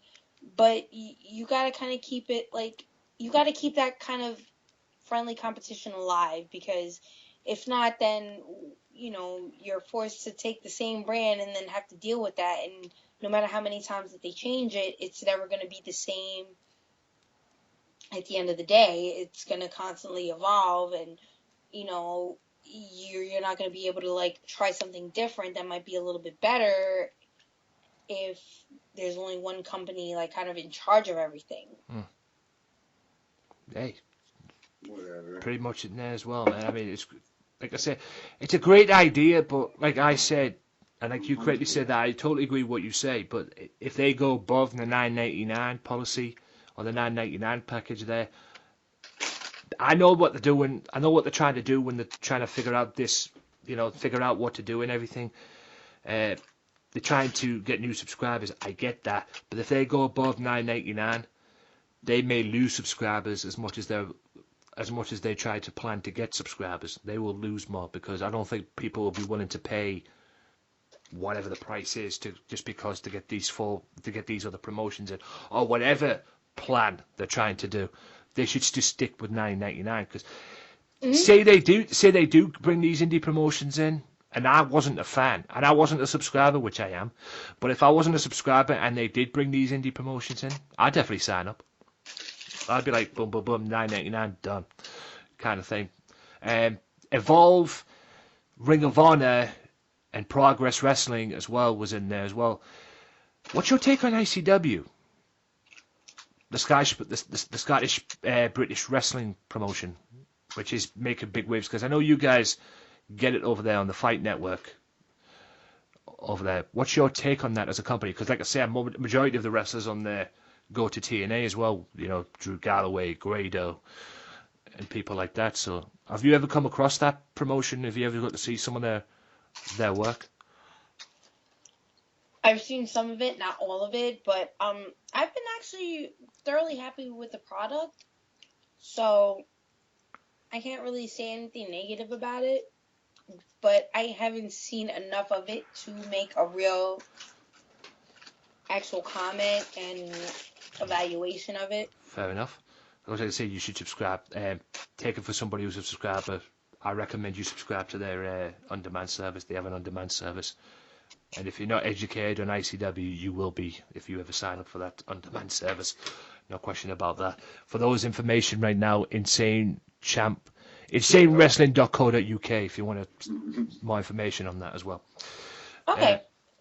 As well, just for the viewers as well, it's just good stuff as well, and it really is. And like I say, they, in my opinion, ICW, and I've always said this, is what wrestling should be like today.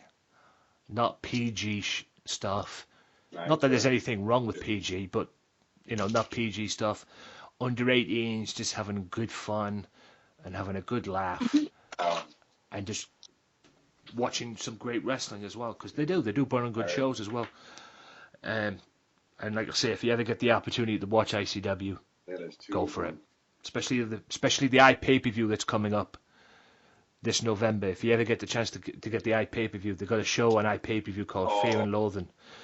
And it's their biggest show of the year, and the whole thing, it's their biggest show of the year, and the main piece of that puzzle, Mick Foley's going to be on the show as well. Yes, Mick Foley, Commissioner of Raw, or General Manager of Raw, sorry. But the main priority there, everybody's talking about, is Team 3D challenge for the ICW Tag Team titles. That's right, the Dudley Boys. And Kurt Angle is even on the show too. good old Olympic hero Kurt Angle as well. So that's a huge show for them. So if you ever get the opportunity to see some ICW, or if you want me to send you the links so you can check it out yourselves as well. ICW do have a YouTube channel. I don't think they use it that much, but they do have a YouTube channel. But like I say, if you ever get the opportunity to see ICW, highly, highly, highly, highly, highly recommend it. Right. Speaking of TNA, I'm going to end this. We're coming close to the end now of this interview. Aww. I know. But hopefully sometime down the road we can do this again. Because I've actually enjoyed this interview, but we need to talk about TNA. I want to get your opinion on TNA as a brand. Because we all know the state that it's in. We all know the stuff that's been going on behind the scenes. Them owing money. Them owing Billy Corgan money. Billy Corgan suing them. Getting a restraining order against them. Everybody wanting Dixie out. Because let's face it, and I've said this many, many times, TNA is not the same brand that it used to be back in the day. Back in the day when they were busting out 5-star pay-per-views and having these great matches, back when they had an X Division. And I still don't believe they have an X Division now, even though they have an X Division belt.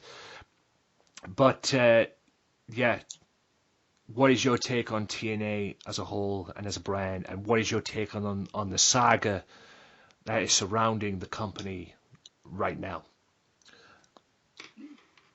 My honest opinion, and we spoke about this before, I feel like if anything can save the company, and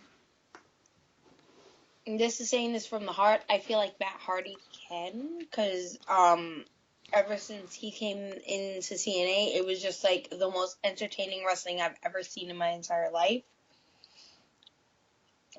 It just sucks from the perspective of the company. I really had high hopes for Billy Corgan to be able to kind of revive the company. I really, really want to see it flourish and build up. It's gonna take a lot of work, I feel, but I really don't want to see TNA fall because of lack of proper business. It just sucks that that's the case. It kind of just shows people the ugly side of wrestling, where business doesn't get taken care of the way it's supposed to. I don't know if you agree with this, but I've dubbed since TNA has gone down the pike hole of into the situation where it's gone. I've always dubbed TNA now. TNA is now what WCW was back in the early 90s. They're losing money, still putting on good wrestling. I've never doubted the in-ring product of the brand. The in-ring product is still very good.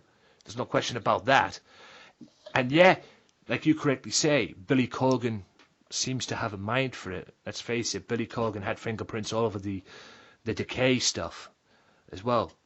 Like I said, and Billy Corgan had a fingerprint on the Decay stuff with the theme song as well, because the theme song is Marilyn Manson, and obviously he had to put his 2 cents in to get that sorted out. And obviously he's probably buddies with Manson as well. And there's all this other stuff as well, and like you correctly say as well, with Matt Hardy of all people. Matt Hardy wanted to get away from WWE and everything, and he was going down the shitter, and he didn't know what to do with himself, all his drug problems, and now look at him. He's on top of the world. And I have very different opinions on this Broken Hardy stuff. Especially the first time I saw their Final Deletion match, him and Jeff Hardy at the Backyard stuff. I never got into that as well. But I read something on the video. There was a title on the video that I came across the other day. Is Broken Matt Hardy what pro wrestling needed? I don't know if I necessarily agree with that, but if it's definitely what TNA needed. I think it was definitely what TNA needed. Yeah, it's definitely what TNA needed in that respects. I mean, what do you think should happen? I mean, we all know Billy Corgan has a business mind for it. There's even talks about it being rebranded as well. Billy rebranding the the brand TNA and getting rid of it. I mean, like I say, TNA is probably the only wrestling promotion that I know that has two names: Impact Wrestling, TNA. You know, it's crazy stuff. But the main priority or the main problem that TNA is in the situation where it's in is Dixie. Now, I'm not bashing Dixie the person, because like I said, Dixie's probably a sweetheart and whatever. You know, she is probably a nice person outside of it and everything, but people seem to be blaming her. And you know, that's why Billy Corgan's probably blaming her, because she wants them to sell to him so he can get this sorted out, but she's unwilling to sell. Back in the day, I mean, what's your whole take on that? Do you think Dixie should just take a chunk of their money, take a chunk of the money that she'll get up and leave, and allow Billy Corgan to run the company and get out of TNA for good? Or do you think they could be, if Billy Corgan takes over, do you think there still could be a place for Dixie in TNA? Honestly, I don't think so, because theatrically she really doesn't seem like wrestling material. She just seems like, you know, a little kid with a new toy that Daddy wants printed to show in. off what they know. Yeah, Daddy printed, giving her money, injection money, investing money into the brand and everything, and that kind of stuff. That's the only reason she's been doing what she's doing. It's because of her father as well. And like I've said many, many times, and like I said on this episode of podcast that's gone, Dixie needs to leave and allow Billy Corgan to take over. I mean, what you're afraid of? The guy's obviously got a vision for the business, and like you correctly said before we started recording this, he's a guy that used to run. He's a guy that was the lead singer of probably one of the best bands of the '90s, Smashing Pumpkins. And now look at him. He seems to have a business sense. I think you told me that he had a company, a wrestling promotion on the side, kind of thing. He's a wrestling fan. Hell, at one point he was associated with ECW, the old ECW, as well. Let him take over. If this is what it needs, then let him take over. I mean, what's your take on that? I feel like if he's able to take TNA in the proper direction to let the company flourish, then yeah, let him take over. Absolutely. I mean, you got to think about what's best for the company. Yeah.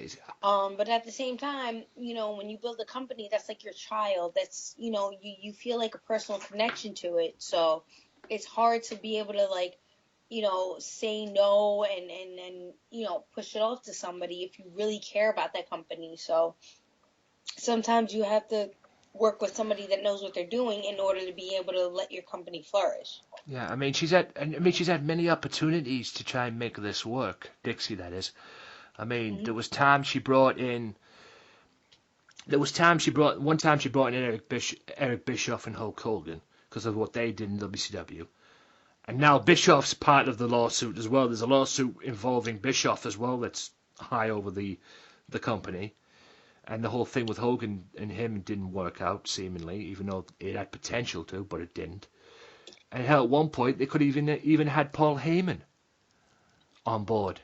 And Paul Heyman had a vision for it, because he mentioned it on a podcast that he was on what vision he had for it. But Dixie wouldn't let him have the full reins of it and everything, and that's what pulled the plug on that as well. It always seems to be Dixie, Dixie, Dixie at the end of the day, and what she needs to do.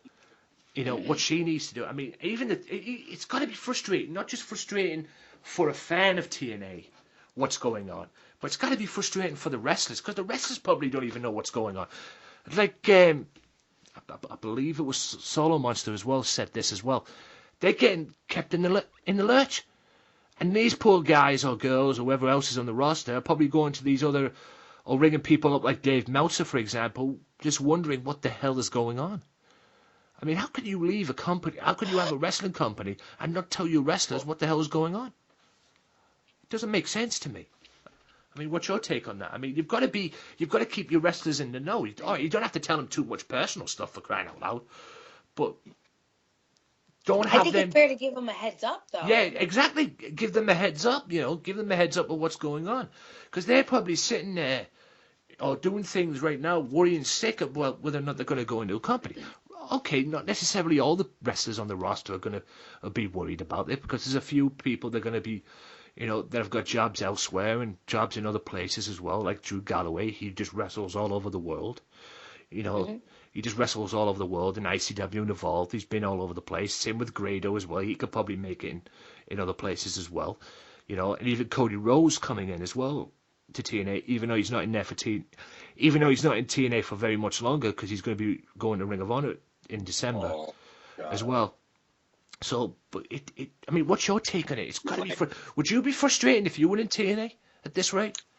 Yeah, I really would be, because I'd be scared that my job would be on the line, and I'd have nowhere to go. I mean, I'm sure that a lot of these TNA superstars you can see, found, a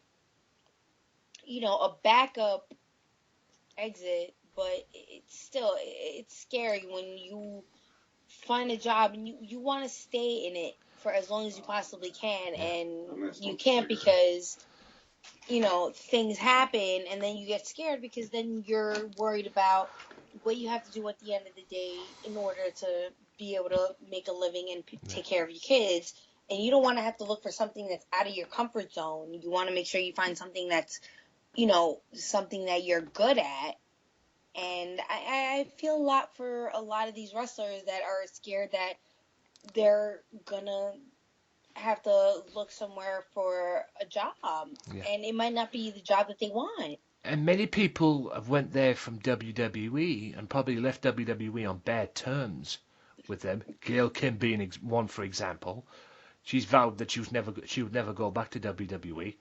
So, if this is going to be the case, I mean, she's already in the TNA Hall of Fame and that. I mean, where's she going to go if this still works? Because she's got some juice left. She's not going to retire. Mm-hmm. She could still go, and she's proven that over the coming weeks and months in TNA.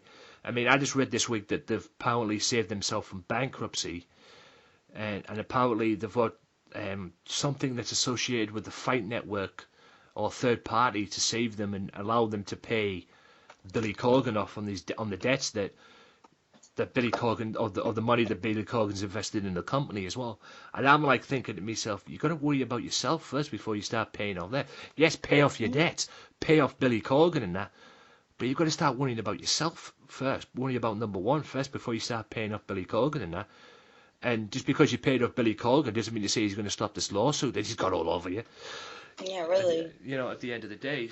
So obviously, at the end of the day, it's a shame as a wrestling fan, and like I've said many, many times, I do not want to see any wrestling promotion. Hell, I never want to see WCW or ECW go into shit. It's the same with TNA. It's just frustrating sitting as a wrestling fan that this company, like Josh Matthews, for example. Oh, we've got the best wrestler in wrestling today. You want to take him seriously, but with all the crap that's going on around it, you can't. You can't take him seriously. It's just got to be frustrating as a wrestling fan and as a TNA fan, going back to the days when they used to bust out 5-star pay-per-views, have these great X Division matches.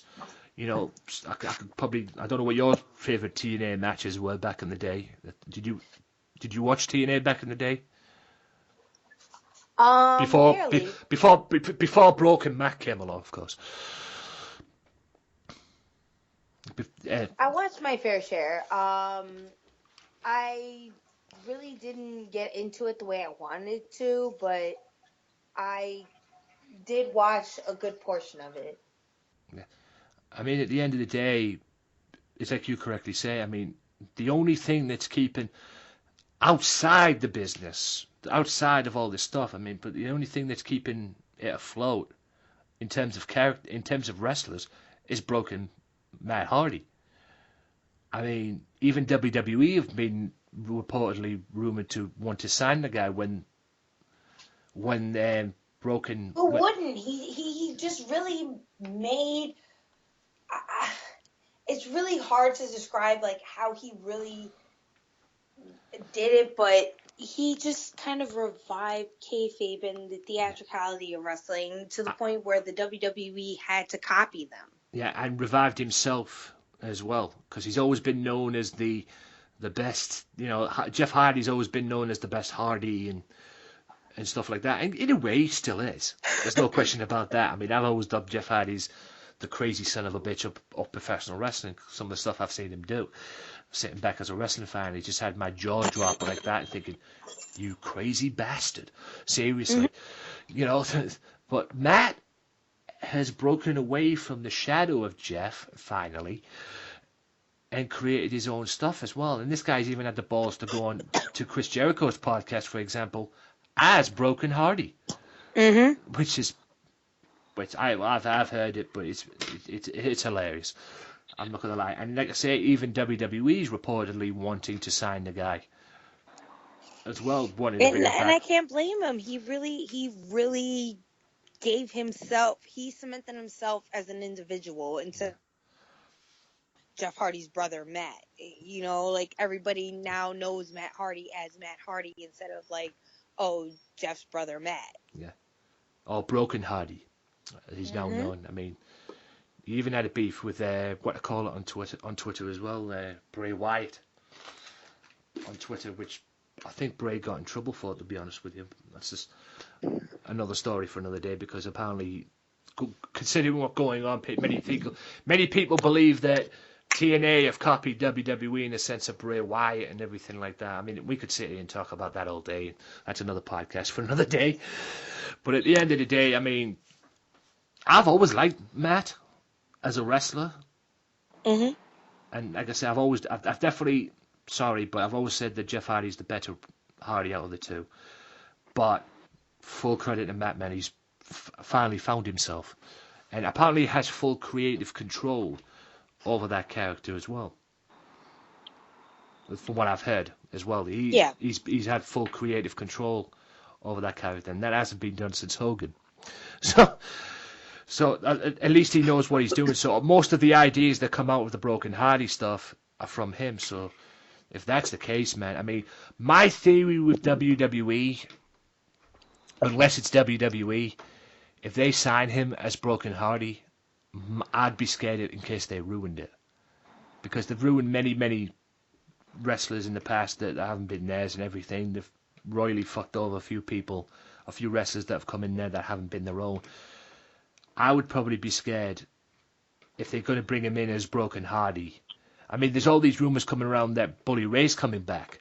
Brother Bubba Ray Dudley's coming back as Bully Ray. You know, the his TNA character. And TNA, WWE creative have usually ended up messing up great characters in the past. Characters that have not been made by WWE, i.e. a Broken Hardy, for example, hypothetically speaking, coming in. I would probably be scared as a fan, but hey, it's like you correctly say, full credit to Matt Hardy. And like I say, it's amazing now, considering going back to when he left WWE, he did everything to get himself fired because he wanted to leave WWE, and now he's done all this Broken Hardy stuff. He's got WWE knocking on the door, wanting him to come back as Broken Hardy as well. So hey, hats off to you, Mr. Hardy, sir. Yeah, absolutely. And I don't know where Jeff would fit in, because there's all these rumors flying around that the Hardys are coming back once their contract ends in February next year. So will they stay? Will they go? Hell, will they be a TNA? We'll have to wait and see. Because like I say, TNA are fully covered at least until the end of December. Because like I say, there's all this final deletion stuff. Apparently there's a Christmas special of TNA at the Hardys household as well, so what I've been told. So at least they're covered to that. What will happen next year? It's a whole different story. Like I said, will there be a TNA? We hope so, but at the rate it's going right now, unless something happens, it's very highly unlikely. And it's a shame. Yeah. It really is a shame. Right. I'll end this with this. What does the future hold for Lexa Rose? I can't safely say because I'm pretty unpredictable. 1 minute I'll just want to just say managing, 1 minute I want to get in that ring. So do both. Let's just say that recently I've encountered a ladies match that kind of gave me that itch I needed to get back into the ring and, you know, do what I need to do to kind of let these ladies know that it's about time for me to, you know, cement my place as the ring queen. And as far as the future, I really want to, you know, set myself apart from a lot of the females in this business. And I think a lot of females should be a little worried because I'm not traditional. I'm not, you know, I don't follow the rules of traditional wrestling protocol, and I don't intend to for the next foreseeable future. So all I just say is watch out and, you know, expect the unexpected. Nothing wrong with that. Be dare to be different. Mm-hmm. That's what it's about. That's what it's about. That's the best thing that get you over. I think Michael Hayes said that at one point about the Road Warriors. They dare to be different to get themselves over as well. Do you have any like goals you want to achieve? Do you see yourself being in WWE, or do you aim to get to WWE, or are you happy as you are? I'm happy where I am. I could not, you know, as a mother, you know, I came out of a very messy divorce where I don't have custody of my son. I'll be honest right off the bat. So it does make it difficult to try and be a parent, but I try to like make sure that my son sees through my hard work and my perseverance to motivate him to be, you know, to motivate him to continue doing what he has to do to go through school and be able to like, you know, finish his studies and follow my not follow my footsteps, but learn from my footsteps that, you know, you got to really put in that work if you want to really succeed. So I think that, you know, trying as hard as I do and trying to motivate myself and you know, working as hard as I do, that it doesn't just motivate me, but other girls in this business to want to try and be, you know, wrestlers. And I want to, you know, ingrain in women the fact that, you know, you're more than just a pretty face. You're more than just like, you know, a trophy, and that you can do anything you want to, no matter what you do, especially with the females lately. Like, they've really been doing so well with the women's division. So I want, you know, a lot of girls to be inspired by that, to, you know, keep going, keep doing what you got to do. And, you know, just remember that it's not easy, but once you get there, it's worth it. It's completely worth it. Damn sure is. Hard work pays off. Yes. That's what I've definitely learned as well in my time. Right, ladies and gents, that about wraps this up for the interview. But this is where I step out, ladies and gents, as I always do with my guests and everything. No matter where I go, no matter how I get these guests on, I step out and allow Lexa Rose to let you guys know where you can find her on this wonderful world we call social media. Floor is yours. Hey, want to check me out? Check out my Vines. I do really entertaining Vines at Super Duper Saiyan. That's SuperDuperSaiyan. You want to check me out on Snapchat? Add me on Snapchat. Same thing. SuperDuperSaiyan. That's Super Duper Saiyan. You want to follow me on Twitter? Follow me on Itchy McHomie G. That's ITCHMC HOMIEG. And follow me on Facebook, like my Facebook page, and if there's any foot fetish followers, feel free to follow me. And there you have it, ladies and gentlemen. That about wraps this up. Thank you, Lexa, for this interview. It's been an absolute pleasure. Hopefully we can do this again as well. Absolutely. Somewhere down the road. I've had a blast with this, and like I said to you on Facebook, this was going to be fun, and you know what? It blooming well has been as well. and our honest opinions about the wrestling business as well. But for Lexa Rose, my name is Anthony Walker for the Wrestling Matters podcast, saying see you later, guys. Peace. Bye. Well, enough is enough, and it's time for a change. Professional wrestling, this is it. This is us standing up. Yes, yes, yes, yes, yes, yes. That's 13-14.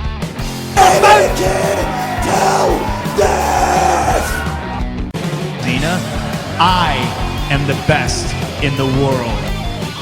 Cause that's the bottom line. Cause Stone Cold said so.